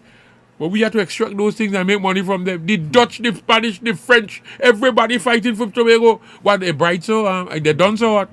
They come in here and fight for Tobago. The richest island in the Caribbean in this one where we sit down on. But we are the poorest people because the Tobago people not wise or they're too wise. They're too wise. We're voting and giving other people our power to extract the resources, the richness of Tobago to build Trinidad. And Dr. William made a statement in 1957, you know. It's good to repeat these things, you know. The 7th of June, 1957. If you go to Hansard, you read Dr. William's statement. You know what he said? Tobago exchanged in the neglect of British imperialism for Trinidad imperialism. Tobago is paying a price for the union with Trinidad that Tobago ought never to pay. Tobago, whatever Trinidad gives to Tobago is a small mite that Trinidad must pay for this union. Something you getting there? She's saying Duke had asked her to vote for him. Well, if you vote for Duke, you're not voting for Tobago. Well, she knew that, I believe. I am just saying, if you vote for anybody from Duke, but we're doing something now, you know, to remove certain people from Duke, good people who don't know what he's doing, and that belong to his group, they're going to be deceived, like in 2013, you know. She makes some very good... I was saying to people before, I was cussed, you know. A lot of people attack me, you know. I tell people, I only know one thing to talk the truth. People ask me, you can't win no election on the truth. I say, well, you greater than the devil? The devil is the author of lies. And if them is wicked people, you could lie to win them. We must speak the truth to people. It's the truth that will set you free. Deception and lies is what keeps us in bondage. So, and I said to people in 2013, I said, remember, I wrote the constitution for the Ethiopian. We formed that and write the constitution. I wanted to hear what I say. We write the constitution. Yes. But you remember what happened? And I come out and tell people, I say, hey, you see this thing here? It's no longer a Tobago-based party that is Tobago directed and controlled. I want you to hear this. There's a difference between a Tobago-based party that is directed and controlled by the people of Tobago, and a Tobago-based party that is directed and controlled from people outside of Tobago. And I said to people, Ethiopia had become a Tobago-based party with a lot of Tobagonians in it, but it was not directed and controlled by Tobago. People cuss me because you don't like this and you don't like that. I say, you will live to see the truth that I am saying. 2013, they live to see the truth. 2 weeks before the 2013 THA election, when the UNC come up, because they believe they get everything covered. They come and expose. They say, oh God, till Sandy put out, oh Lord, the Calcutta ship now come. But that document wasn't written by Sandy, you know. Okay. That was my bulletin number 4 of 2012. I didn't write Calcutta ship. All we write, the copies of the document available, I wrote that as a bulletin and circulated throughout Tobago, said there are 3 ships when the election was due. There are 3 ships in the harbor, like the document says so. There are 3 ships in the harbor. And I named them. The TPT, the PNM, and the UNC top. And I said 2 of these ships are leading Tobagonian to bondage and slavery. 1 of these ships leading you to paradise with riches and wealth. And that was the TPT. People cuss me until 2013 when they see the UNC turn up. They say, oh God, oh. So they know, say, what Charles was telling us the truth. Yes, yes. The same thing going to happen. But this time we don't have a recovery to get. So you can't make a mistake to go support Duke. Right now where I sit personally, our steering committee have not decided. We meet on Thursday. Right now where I sit, I want to say this openly, you know. We're looking to see if we can get those people who are good people that don't know what Mr. Duke doing outside. Misleading and deceiving them. So that we can have one candidate going up against the PNM candidates and take back Tobago. It's not about me or any individual. We're trying to work on that right now. We must be able to, Tobago must be able to win this election. And for Tobago to win the election, to put us in the place where the person asked the question a little while ago, we must be able to vote for the two candidates that are going up on the Tobago party that is Tobago directed and controlled. And that is the one Tobago voice. Kanika, good afternoon, Kanika. She writing another thing? Let me just say, Kanika, because I think Mr. Charles would like to answer your question. And You beside go on with the Mr. board? Charles, myself, my glasses giving some problem. I'm getting some problem with my glasses. So, Tanika, here What's what the first one there? our number, I'm calling slowly so you can call. And All right, this you can man call us that on is WhatsApp, speaking or you is can the call. best wait, Yes. is another story. You can call on WhatsApp as well. I teach The people, number that's why is I teach politics and I teach people 471 government and politics. 4244. Call in and you will get all your comments, but just make sure when you call, you're not too close to your phone because you're going to get a feedback. So call in, People call have to in. remember too, Yes. true, that I just remember, and I say this, Raghunath, the lecturer professor, lecturer in government in the university, and Hamid Ghani, and they always send their students here, They meet with me at Breeze all day from time to time, whether they're doing their masters or the PhD. So once you're doing government, come talk to Charles. Yes, yes. When we finish, every single, I do hundreds of them, Not at the same time, Two sometimes, one at a time, and so on, over the how many years I hear. They come, Every one of those students, whether they're doing the bachelor's, the master's, or the PhD, said to me one thing. You know what he said to me? Mr. Charles, you got to put these things on tape, because we have not got this kind of information anywhere else. Just permit me one moment again. Tanika, the number is 471 4244. You can call Get in. again. We're Call the waiting. number again. That's 474 471. 471, sorry. 4244. Sorry about Repeat that. it again. 471 4244. Yeah, and man. for people calling from outside, 1868. Put the code there. 471-4244. Thank you. Yeah. I love to chat with people, I love to explain to people how government works. Look at the controversy. Let me come out to this. We haven't finished with the parliament yet. So the two representatives of Tobago, their job is to do what?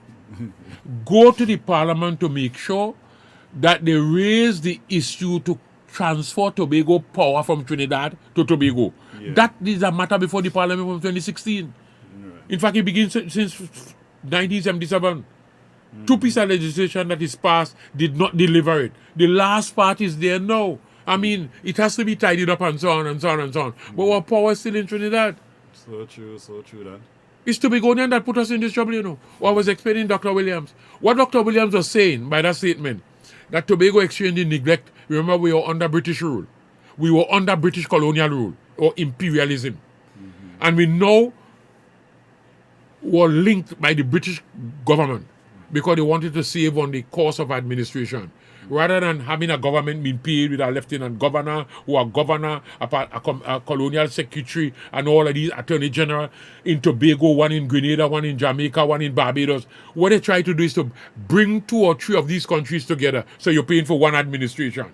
So it's to cut the cost of the colonial administration while they link up Tobago with Trinidad. Because we all under British rule at the time. So what happened? So Dr. Williams' statement was, now that we move from Britain, and we now link with Trinidad, just how Britain treat we is just how Trinidad treated we bad. That is the point he was making. Remember, he said we exchange in neglect of British imperialism for Trinidad imperialism. Then he says, we are paying a price for the union that we should never pay. But I'm going to explain that in a minute. And he said, if Trinidad give us $1 billion or 40 billion, if Trinidad gives to Tobago 40 billion or 100 billion, is a small mite that Trinidad must pay for the union. What was he saying?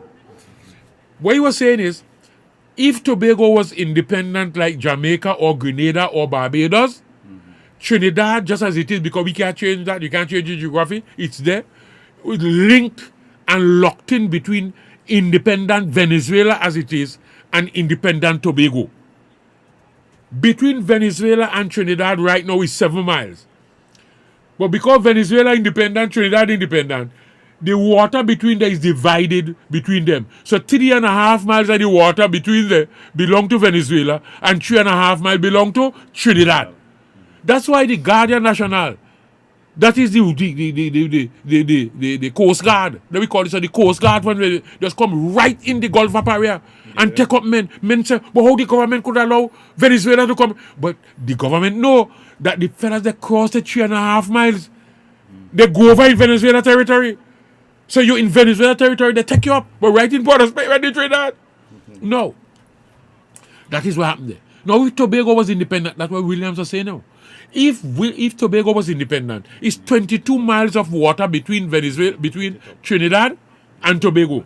22 miles of water. And if we were independent, 11 miles of that water would have been Trinidad and 11 miles belong to Tobago. You follow the point I'm making? Yes. So now, but Tobago had 200 miles and more going up to Grenada.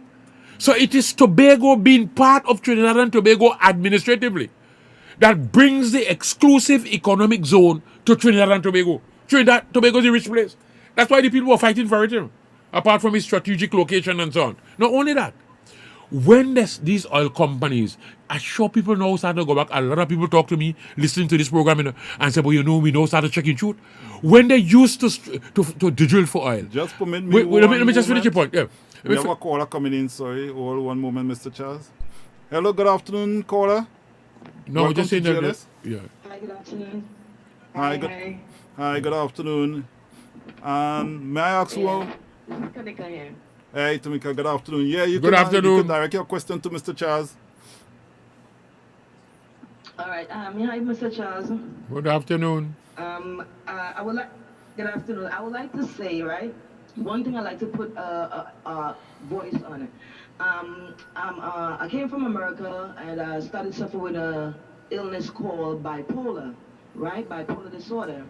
It's like a depression. And a lot of politicians be giving me the run around, bring your ID card, your telephone number, we'll get you a job, we'll help you get a job, all this stuff. I've been running up on them for years. Since 2004, I'm here. And I've been looking for a decent job, better than URP when I started in 2008. And I've been running to family members who is in position, friends who is in position, people who know my parents, and nobody seems to want to help me. And at the time I was in the hospital and I saw Mr. Hocho here, and he came to visit one of his workers and them. And I said, hi, Mr. Hocho. You know, he said hi to me and he spoke to me very pleasantly. And the next day we had the doctor's meeting to see if we'll go home, and I end up coming home. And when I came home, Mr. Hutcho never passed me straight or never had nothing to say. If I wave him, I say good afternoon, Mr. Hutcho, he will say, no, he's real pleasant and nice. He's a very humble person. But you see these representatives in these parties, they are liars, they are thief, they look out for people who they want to look out for to make their life better. What about the people who really need help? What about the people who really have an ambition in life but don't really have anybody to really fall back on to help them? What about those kind of people? All the people I've been in this country seeing filling their pockets, people around them their pockets, and their own family members, they don't even help. Okay, so, Mr. Hutcho, thank you. I did not vote PNM for a very long time. I've been voting other parties, and people have been promising me job. I've been working URP since 2008, and I was on what you know. I went to Scarborough to collect some money from MoneyGram and happened to bounce upon these people I thought was the TV. But they came and asked me some stupid questions. I answered the questions stupidly. But the point I really wanted to get across was to the Prime Minister. How you be raising everybody else's pay and your P salary is beneath all everybody else, is the lowest. And I still survive on it, I still give thanks for it, but you came and you heard my voice and you said, okay, well, you sit down probably with chamber people and you said, we'll do something for the URP workers. You raise the money, yes, but you even give us like $400 upliftment, you give us $100. So you work for $685 a fortnight, and now you work for $790, right? When they don't tax all this and what you get, right? So the point I'm trying to bring across, it has a lot of people in Tobago. I don't live in Trinidad, I don't venture down there. I don't really consider myself to be going down there, but I love Tobago. I stay here, I come from America, and I here. If I leave, I go. Hold up. One more thing I want to say. Mr. Hutcho, start up a campaign, let me get this thing going. All right, you're going to have it very shortly.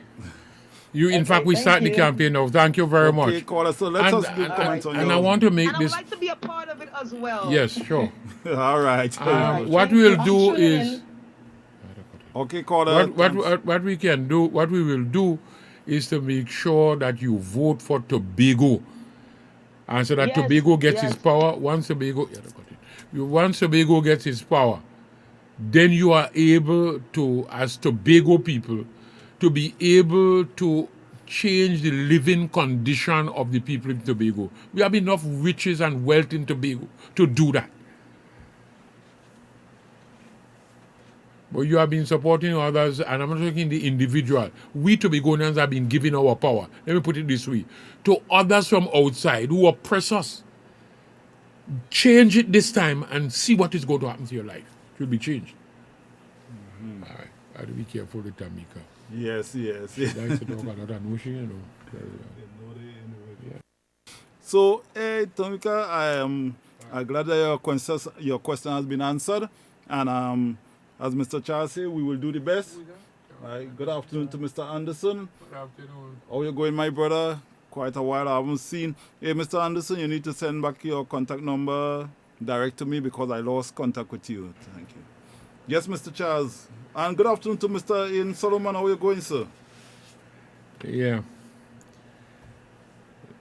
So to be going on for this election, we need to move away from voting for candidates Yes. who would become members of the opposition or members of the government. So true.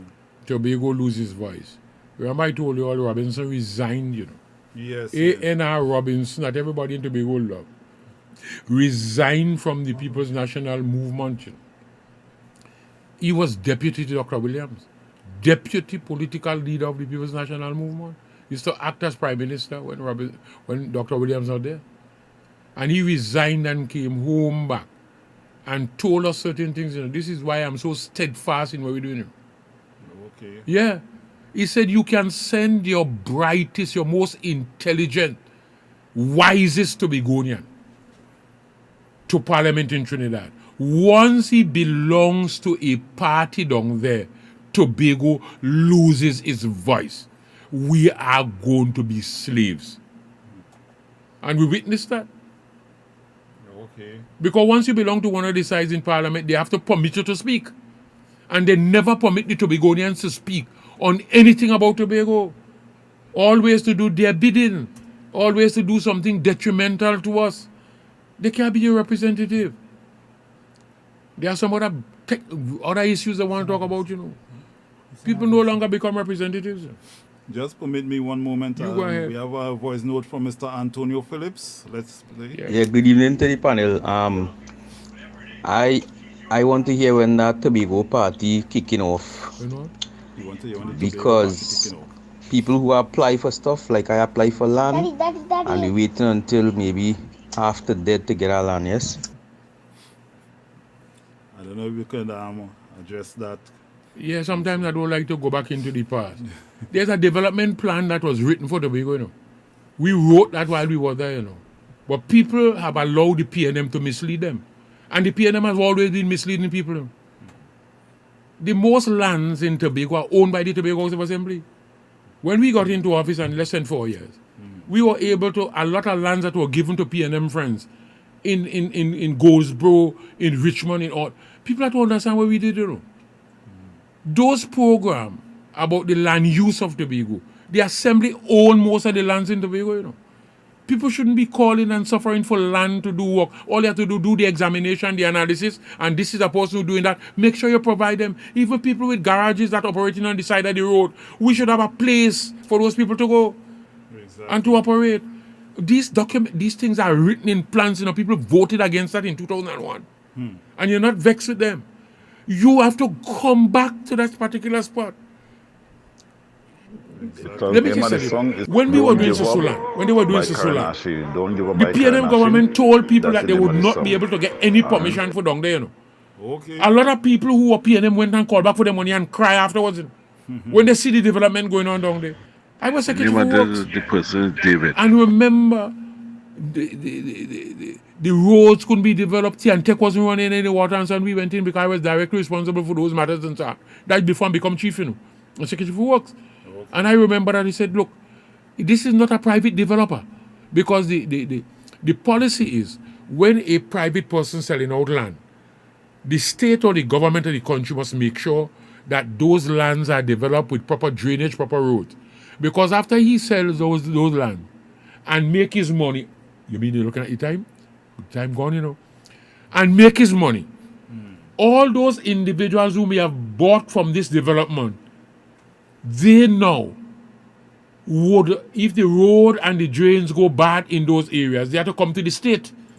But a fellow would have built poor quality roads and drains, and within a year or so, your taxes, my taxes, I didn't make any money, the government didn't make any money, the country didn't make any money from it, have to now use money to build it. So we make sure that those roads and drains that are built on a private development that you're going to sell out must be of a particular quality. Because the people there now would ask the government to take over those roads, and they lie to be maintained by them. With Soso land, it was not so. The owners, I have to explain that, the owners of the land are the developers. So we have to call in the works and so on, Tiantec, and then the permission was granted. You see the kind of lands, you see the kind of development that going to Soso land? Yes. When we were doing the same thing in Signal Hill, look at the Signal Hill development. We don't build houses for people because one size does not fit all. That was an NAR policy, We don't build houses for people. We gave the people the lands in Signal Hill and give them the deeds for them lands in Signal Hill. Look, the quality house going up at Signal Hill housing development. When you drive up there, look at Bell Garden. Up there was $7 a square foot. There was a protest, That cabinet make a decision. The PNM lie to people, That cabinet made a decision to sell the lands, to sell any land, state land, at $5 a square foot, and we selling at $7. But what they did not understand is that we sell. We develop the place and we put water, we put roads, and listen to this, because sewer inside there. So when you're ready to build, electricity there, water up there, sewage up inside it. Okay. Wait. It worked out to be $9.35. I could remember the figure now. Per square foot, we sell at $7. Listen to what we did. When we finished the development in Bell Garden, look at the kind of development in Bell Garden, housing estate. You know the lands was sold that to the people? The lands we give out, $2. So I asked them, tell me, should we now go and charge them an extra $3? That killed the conversation. I said, look, let me stop this. I said, what people do is that we allow them to pay. And the money we collect from them is used to do another development so that other people can get elsewhere. Right. And that is how we were developing. Look at Color Hall. Look at the development in Color Hall. We did those. And we didn't build no houses for nobody. People build their houses. Some people get 7,000 square feet. It depends on the location, depends on how the land shape and slope and so on. So that when you are finished, you would be able to have a yard. You should be able to have something. We build in slum. And they're so expensive. Sometimes everybody in a family. Sometimes you have a lot of people in a family. Carpenters, masons, builders, joiners. They come on a weekend and they finish those houses at half, in fact, 1/3 the cost of what the government building them and selling them. You don't treat people like that. You want caring people in government, Caring people. People mislead a lot of people, Let me show you something. When we were doing Study Park Quarry, and it's the final point, oh boy, God. When we were doing Study Park Quarry, we came in, we took over the assembly. We had one single quarry in Tobago, and that was Green Hill. Green Hill operating at some derated, dead plant, could not produce anything. But we give out a contract to CRAM to do the runway at Crown Point. You remember that? Yes. And Wimpy to do the Deepwater Harbor with all the places, the cruise ship, the breakwater, and so on. We are the only people with a quarry in Tobago to supply the stuff. So if we had to supply somebody, we get a contract. We don't have the equipment to supply them at the rate at which they want it. So we would have been, they would have taxed us, man. put you in court and win you to because you can't provide them with the material in order to complete the job. So true. It's Almighty God, not me, People think that, oh, try wise, I'm not wise enough. It's God that operating in you. He give you assignment and he give you the provision. Give you all the resources to do it. So what we did is that we leased Studley Parkway. Lease it. In a sort of way. When I say provide, they're paying the, what we call it, to extract the material. That's how we call it, for it and so on. Okay. To the contractor, any contractor that come in and have a contract from us, we lease it. So you go and take your material. You pay the royalties, you pay whatever and so on. We have checkers up there checking and so on, so we know where you take out and so on and so on. Because just remember, we will have to pay you and we'll pay you VAT on it and everything like that too, So what we did that. So they supplied the material and we went and started to open. I'm saying something to you. And we opened Studley Park. Okay. The Studley Park quarry. And we went and gone, I listened with them and said, we go quite in Cedar Rapids and we buy the crushing plant and so on for them. But it's a point I want to make. When we did that, and we started to open up the quarry in Studley Park, the very quarry now is a multi-billion-dollar industry. Sure. I want you to hear this well. Oh, PNM wicked. Listen to this. The government, the PNM government of Trinidad and Tobago, sent up to Tobago 2 geologists, Dr. Keith Rowley, who is the Prime Minister today, and Mr. John Scott, who was also a geologist, the man who study rock. You know the report they write? One day I got produce it. That Studley Park has no andesite, All they have there is rotten rock. We just wasting taxpayers' money. Dr. Rowley and Mr. John Scott wrote a report saying that, And it's the only thing that I am the person I am. Tell him to go to hell. Watch. It's the same Dr. Rowley today that come back to tell people that place there is the place to make money for Tobago. That is a flagship project today. You got to ignore foolishness, Yes, because it's not in their interest for Tobago to be independent, must be slaves. Depend upon handout from them so you can grow and expand. They did that with Susuland. They did that with the housing estate down there. Look at Snyder. People think it was the PNM who did Snyder in what do they call it? Adventure. Is my party, my administrator acquire that did the acquisition, prepared acquisition for the housing development in Plymouth. Okay. They now building slums there. And it was supposed to get a fire station and a police station there. In Plymouth there? Areas was supposed to be there. All them kind of amount of housing they build there. Not what the amount of housing supposed to be there. They're supposed to be also place like a private sector was going to be coming in there. Place like a drugstore and those kind of things. Was to expand also the Bethesda government school because they had no place to do agriculture. And to build the community center for up there is a lot of stuff, They spoil the place, Just like the Esplanade in Scarborough. They spoil the Esplanade. And build shacks. Oh my word.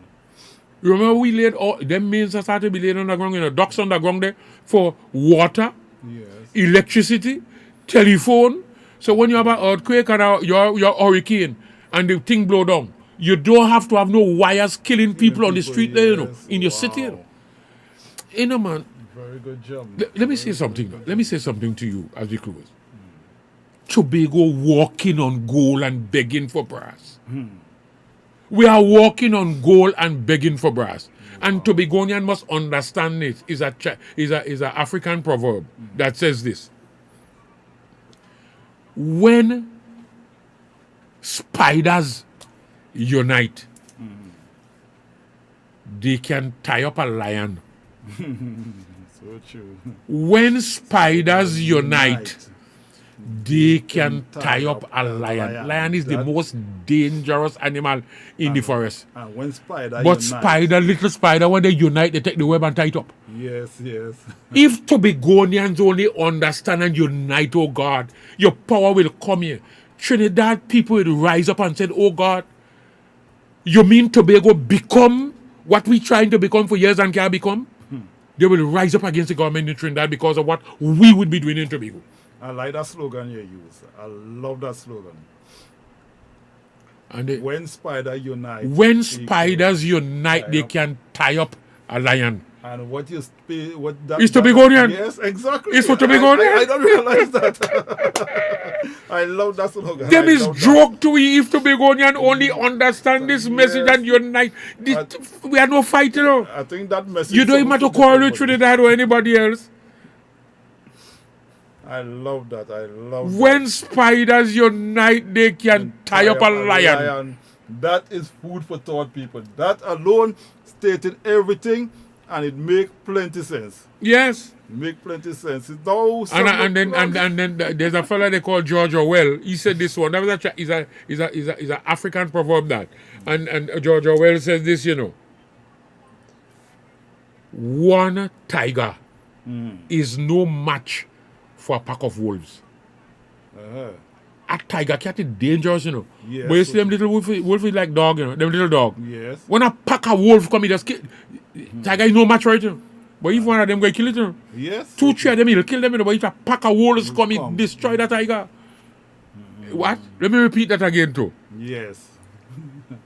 One tiger is no match for a pack of wolves. Oh, they hear that. All Tobago need to do is unite. Exactly. Exactly, so true. And Tobago will be the envy or the love of the entire world. Because the things we will do here will inspire Trinidad and the world. What we need to do in this election, and somebody talk about the party is one Tobago voice, our symbol, is going to come in a minute. It doesn't take you long to make a decision. So true. It's never too late to move away from evil, you know, and do right. All we have to do is to do is right. The symbol of the party is a loaf of bread. In fact, let me call it so. Is an electronic gadget, like a computer. Yes. An electronic computer,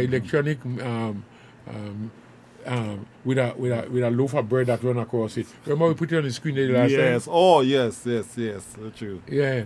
Sometimes when you use the word tablet, it's an electronic tablet. Yeah. You know what a tablet is? Just like a phone.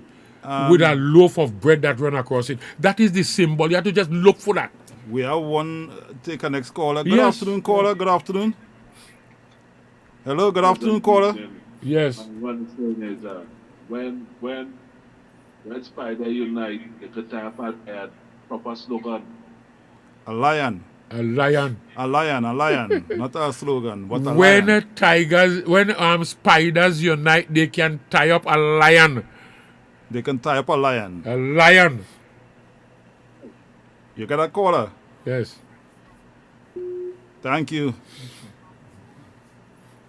Yes, Mr. Charles. Lion is the king of the beast, you know. The king of the beast. The king of the beast just kill elephant, you know. You don't see they're killing elephant. It's the food. Elephant is the food. Anything in the forest is the food. But when spiders, little spiders unite together, tight up. A lot of people listening and they like that. They love that. It's not difficult, you know. No, it's not I am difficult. in this thing, not for me. Tobago must win the election, not individuals win. Exactly. Individual win is for the personal record. Yeah, so true. If the team is Tobago, so the Tobago party represents Tobago. So true, so true. So my viewers, it's 3 minutes after 7. Wow. And coming up in a short while, we are DJ Most Supreme with Mellow Moods. So we take you up to 9 o'clock with that. All right. Wow. So don't forget to lock in on every Tuesday afternoon from 5:30 to 7 o'clock with Mr. Charles. This is where we do educate and we do deal with the issues and problems that affect Tobago. Even wider. Oh, wider. Because we need to come here one of these days and talk about immediately after this election. Well, we're not waiting until after the election to talk about what will happen to Tobago and Trinidad after the COVID. Hello. I see someone there asked us a question earlier, Pino. It's for Tobago to decide, you know. Antonio, they asked the same question. What happening after COVID? Yeah, what will be after I tell you, we have a development plan already. Yes. But I'm just saying to him, we need to take our power in order to determine that, because if we don't fix that, we can't fix that. So if true. Tobago does not fix its politics, we can't fix nothing else. So true. So true. Because we're trying for years. Your power in Trinidad. People exercising that over you. We just like slaves, just doing what they tell you to do, to our detriment. Look at little place like that with 60,000 people. 60,000 people we have in Tobago. Yes. Oh God, people unemployed and hungry. So true. So With all the resources we have.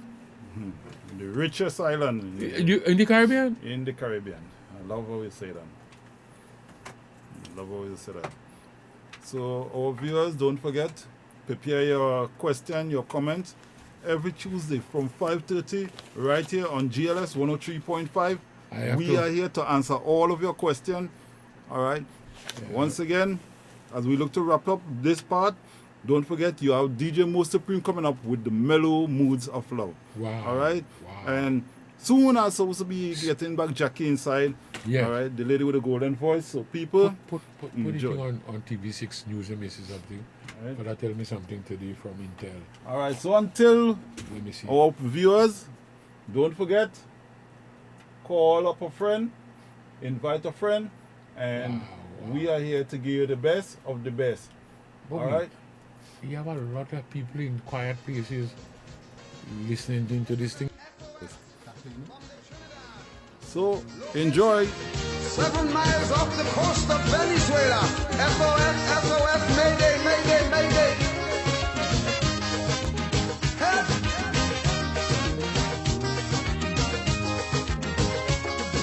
Help!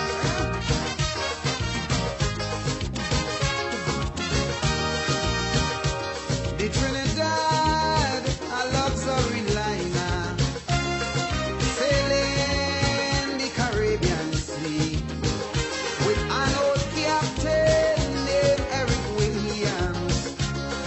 For years, sailed smooth and free, but sadly Eric Williams passed away. The ship hit rough water that day. Someone turned the bridge over to a captain named Chambers. Me blood crawl, things start to fall. Hold me head when I sail a ball. Captain, the ship is sinking. Captain, the seas are rough. Oh yes, we gas tank almost empty, no electricity. We oil pressure reading low. Shall we abandon ship or shall we stay on it and perish slow? We don't know. We don't know. Captain, you tell me what to do. Whoa, whoa.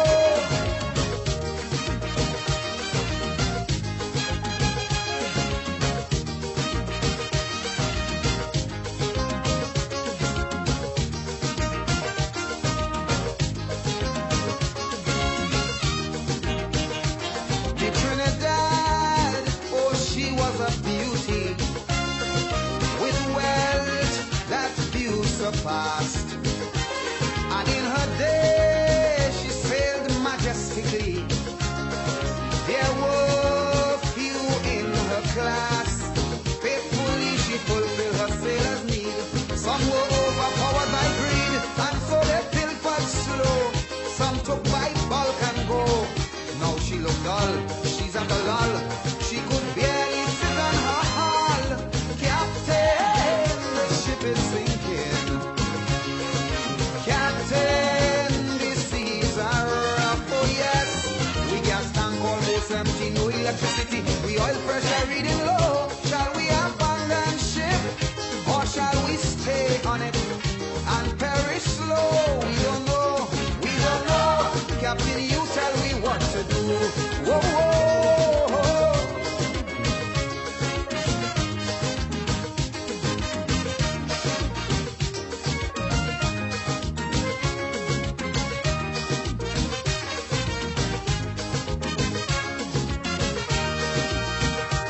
The Trinidad in her day of sailing.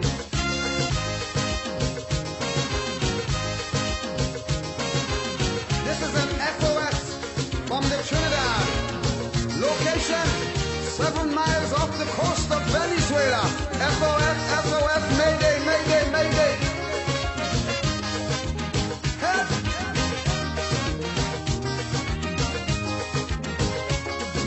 Help!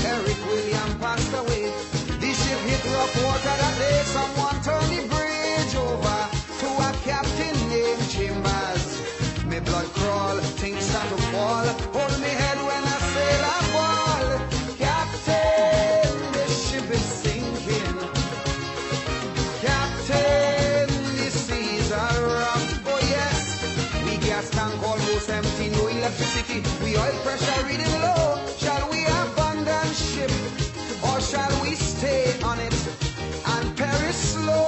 We don't know, we don't know. Captain, you tell me what to do. Whoa, whoa.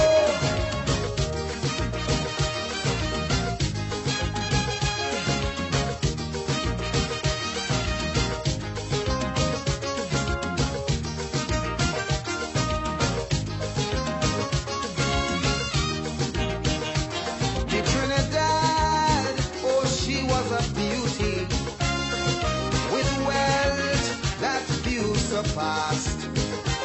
And in her day she sailed majestically. There were few in her class. Faithfully she fulfilled her sailor's need. Some were overpowered by greed, and so they pilfered slow. Some took by bulk and go. Now she looked dull, she's at a lull. She could barely sit on her hull. Captain, the ship is sinking. Captain, the seas are rough, oh yes. We gas tank almost empty, no electricity. We oil pressure reading low. Shall we abandon ship, or shall we stay on it and perish slow? We don't know, we don't know. Captain, you tell me what to do. Whoa, whoa, whoa.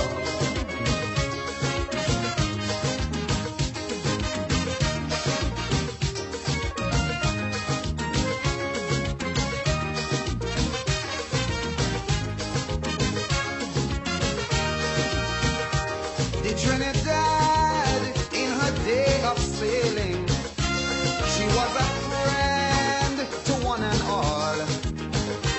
She never once ever hesitated to answer all SOS calls. And yes, well, she always did her best to help out those in distress. Now it's so sad to see she's in difficulties. Though she helped cheer, some of them cheer and sarcastically declare, Captain, the ship is sinking. Captain, the seas are rough. We gas tank almost empty, no electricity. We oil pressure reading low. Shall we abandon ship, or shall we sit on it and perish slow? We don't know, we don't know. Captain, you tell me what to do. Whoa, whoa.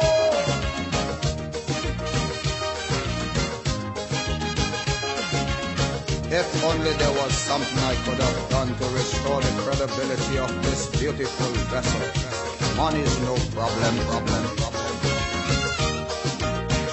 Now there's a lot of fingers pointing, suspicion running strong. Who's to be blamed for all her failures? Who's to be blamed for doing her wrong? Now please remember, I'm warning you, for 30 years she had the same crew who hold the keys to her fault. So we know who's at fault. Now it's up to you, it's up to me to make her worthy to go back to sea. Captain, the ship is sinking. Captain, the seas are rough, oh yes. We gas tank almost empty, no electricity. We oil pressure reading low. Shall we abandon ship, or shall we stay on it and perish slow? We don't know, we don't know. Captain, you tell me what to do.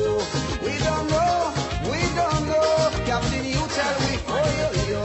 We don't know, we don't know. You tell me, oh, we don't know, we don't know. Put up a flag, oh gosh, we don't know. When we turn to the World Bank for help, aye,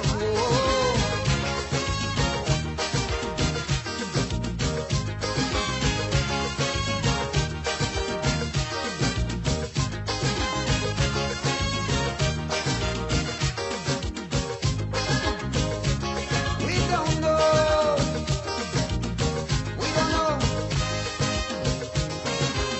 This is an SOS from the Trinidad. Location, 7 miles off the coast of Venezuela. SOS, SOS, Mayday, Mayday, Mayday. Help!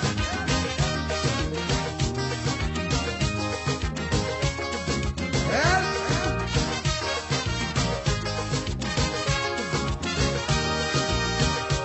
The Trinidad, a luxury liner, sailing the Caribbean Sea with an old captain named Eric Williams.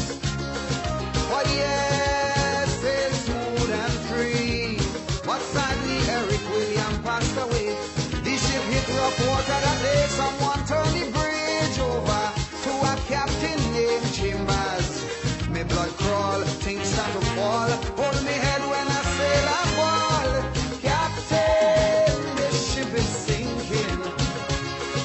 Captain, the seas are rough. Oh yes, we gas tank almost empty, no electricity. We oil pressure reading low. Shall we abandon ship or shall we stay on it and perish slow? We don't know, we don't know. Captain, you tell me what to do.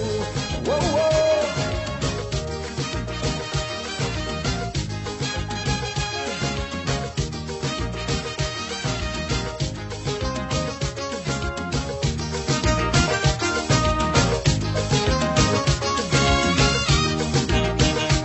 The Trinidad, oh, she was a beauty with wealth that few surpassed. And in her day, she sailed majestically. There were few in her class. Faithfully, she fulfilled her sailor's need. Some were overpowered by greed, and so they pilfered slow. Some took by bulk and go. Now she looked dull, she's at a lull. She could barely sit on her hull. Captain, the ship is sinking. Captain, the seas are rough. Oh yes, we gas tank almost empty, no electricity. We oil pressure reading low. Shall we abandon ship or shall we stay on it and perish slow? We don't know, we don't know. Captain, you tell me what to do. Whoa, whoa.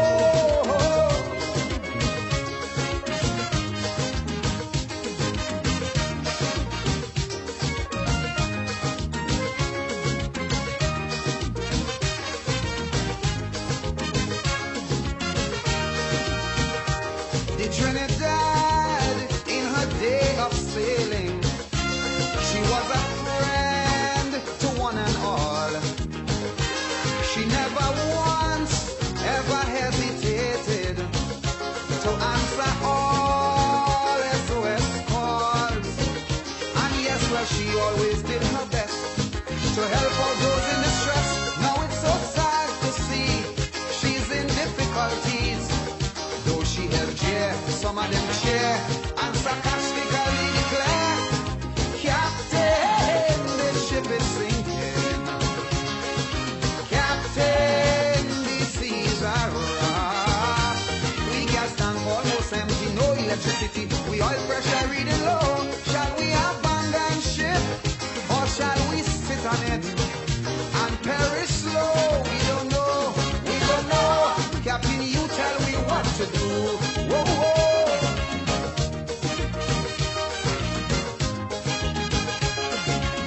If only there was something I could have done to restore the credibility of this beautiful vessel. Money's no problem. Now there's a lot of fingers pointing, suspicion running strong. Who's to be blamed for all her failures? Who's to be blamed for doing her wrong? Now please remember I'm warning you, for to the end she had the same crew who hold the keys to her fault. So we know who's at fault. Now it's up to you, it's up to me to make her worthy to go back to sea. Captain, the ship is sinking.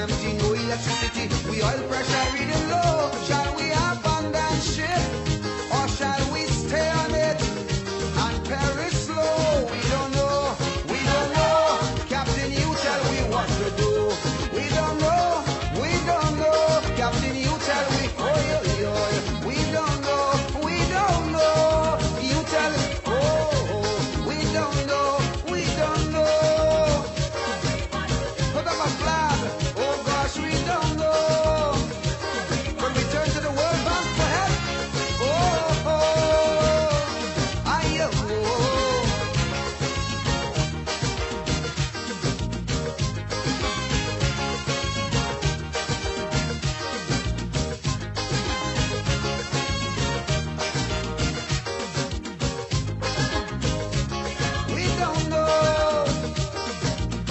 We don't know. Somebody put an application to the World Bank. Probably may get some help to do the repairs. We don't know. We don't know.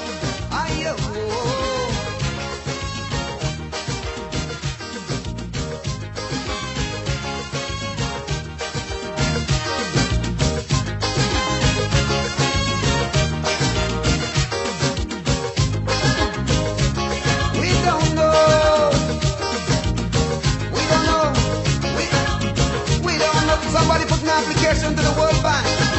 Probably may get some help to do the repairs.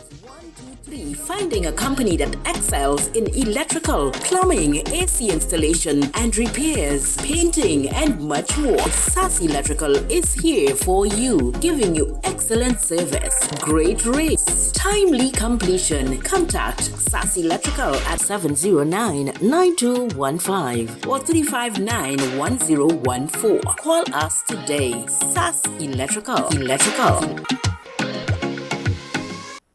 Streaming live on Facebook, Twitter, Instagram, and more. GLS 103.5 out of Tobago.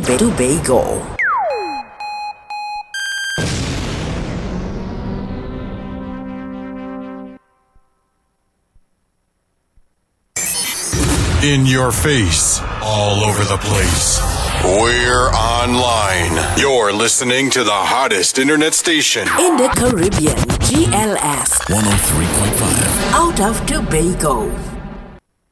Buckle up those seatbelts. No drinking and driving. No overtaking on the shoulders. No texting and driving. Your family awaits you at home. Drive to arrive alive. A message from GLS 103.5.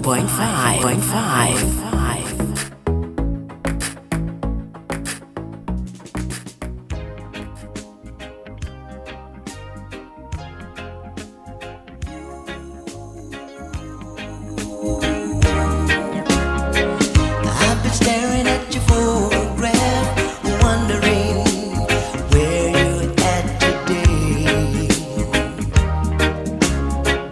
And I've been hanging by the telephone, hoping that you'll call home and say you told me you needed more walks, more talks, more feeling close to me. I wanna be close to you. I didn't know you needed some roses, some romance, a little candlelight and slow dance. That's not how it's been. And maybe we can try again. Try. Maybe we can try again. I remember all the days gone by, and I'm wondering why I couldn't see. I could search the whole world over and never find what you always given me. I told you I needed more time, more space, more freedom, free to do what I want to do. I gave you no roses, no romance, no candlelights, no slow dance.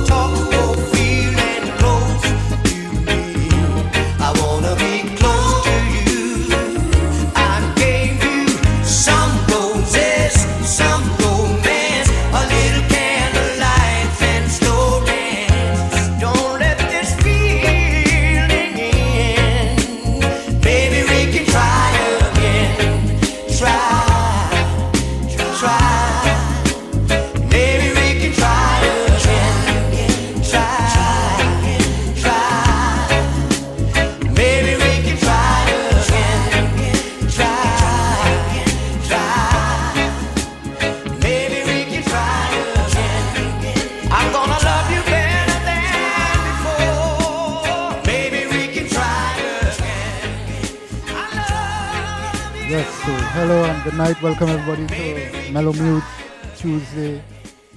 I'm your host for the night, DJ Mo Supreme.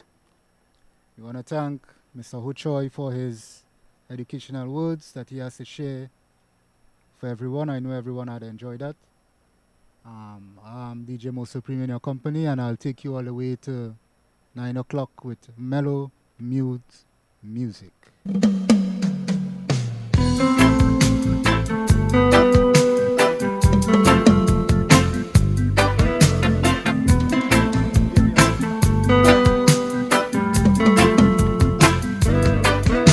I've been alone with you inside my head.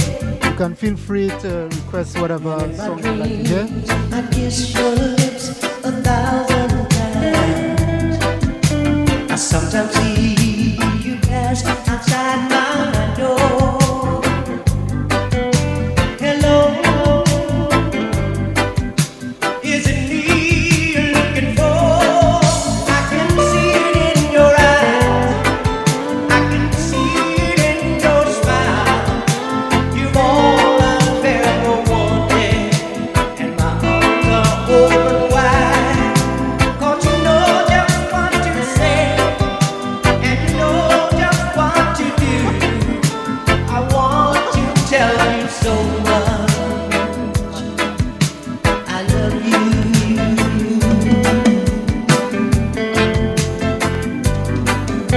I love you. I long to see the sunlight in your hair and tell you time and time again how much I care. I sometimes feel my heart will overflow. Hello, I've just got to let you know, 'cause I wonder where you are, and I wonder what you do. Are you somewhere feeling lonely, or is someone loving you?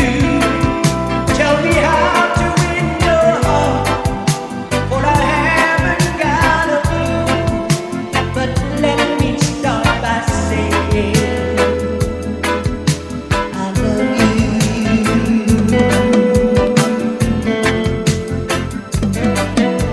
I love you.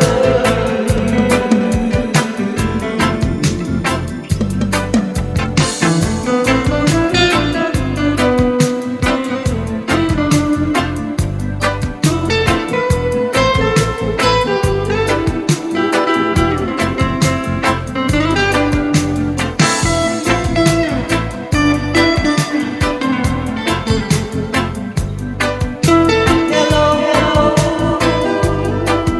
I just got to let you know, 'cause I wonder where you are, and I wonder what you do. Are you somewhere feeling lonely, or is someone loving you? Tell me how to win your heart, for I haven't got a clue. But let me start by saying I love you.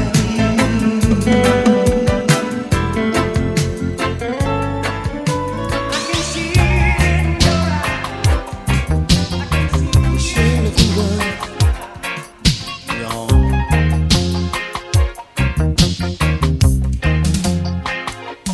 Baby, I've been picking up your sign. So just in case you're now tuning in, Know what's on your mind.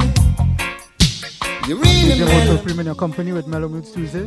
you're feeling irate. And I'll be taking you all the way up to 9 o'clock. You're in a mellow mood. You're feeling irate. Maybe you are thinking, first you'd like to sleep a little something. I'll leave it up to you. Just get me irate. I'll leave it up to you. Just get me irate. There's a promise in your eyes. You're gonna get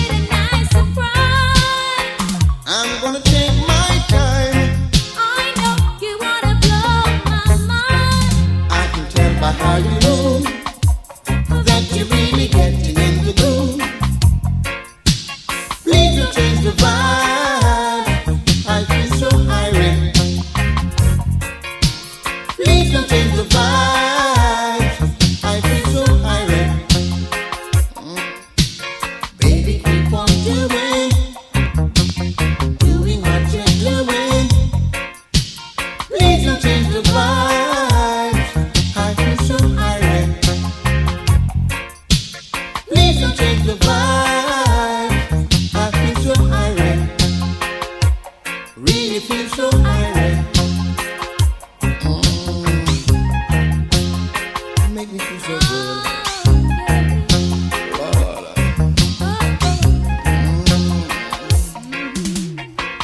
There's a promise in your eyes. I know I'm gonna get a nice surprise. I'm gonna take my time. I know you wanna blow my mind. I can tell by how you move that you're really getting in the groove. Please don't change the vibe.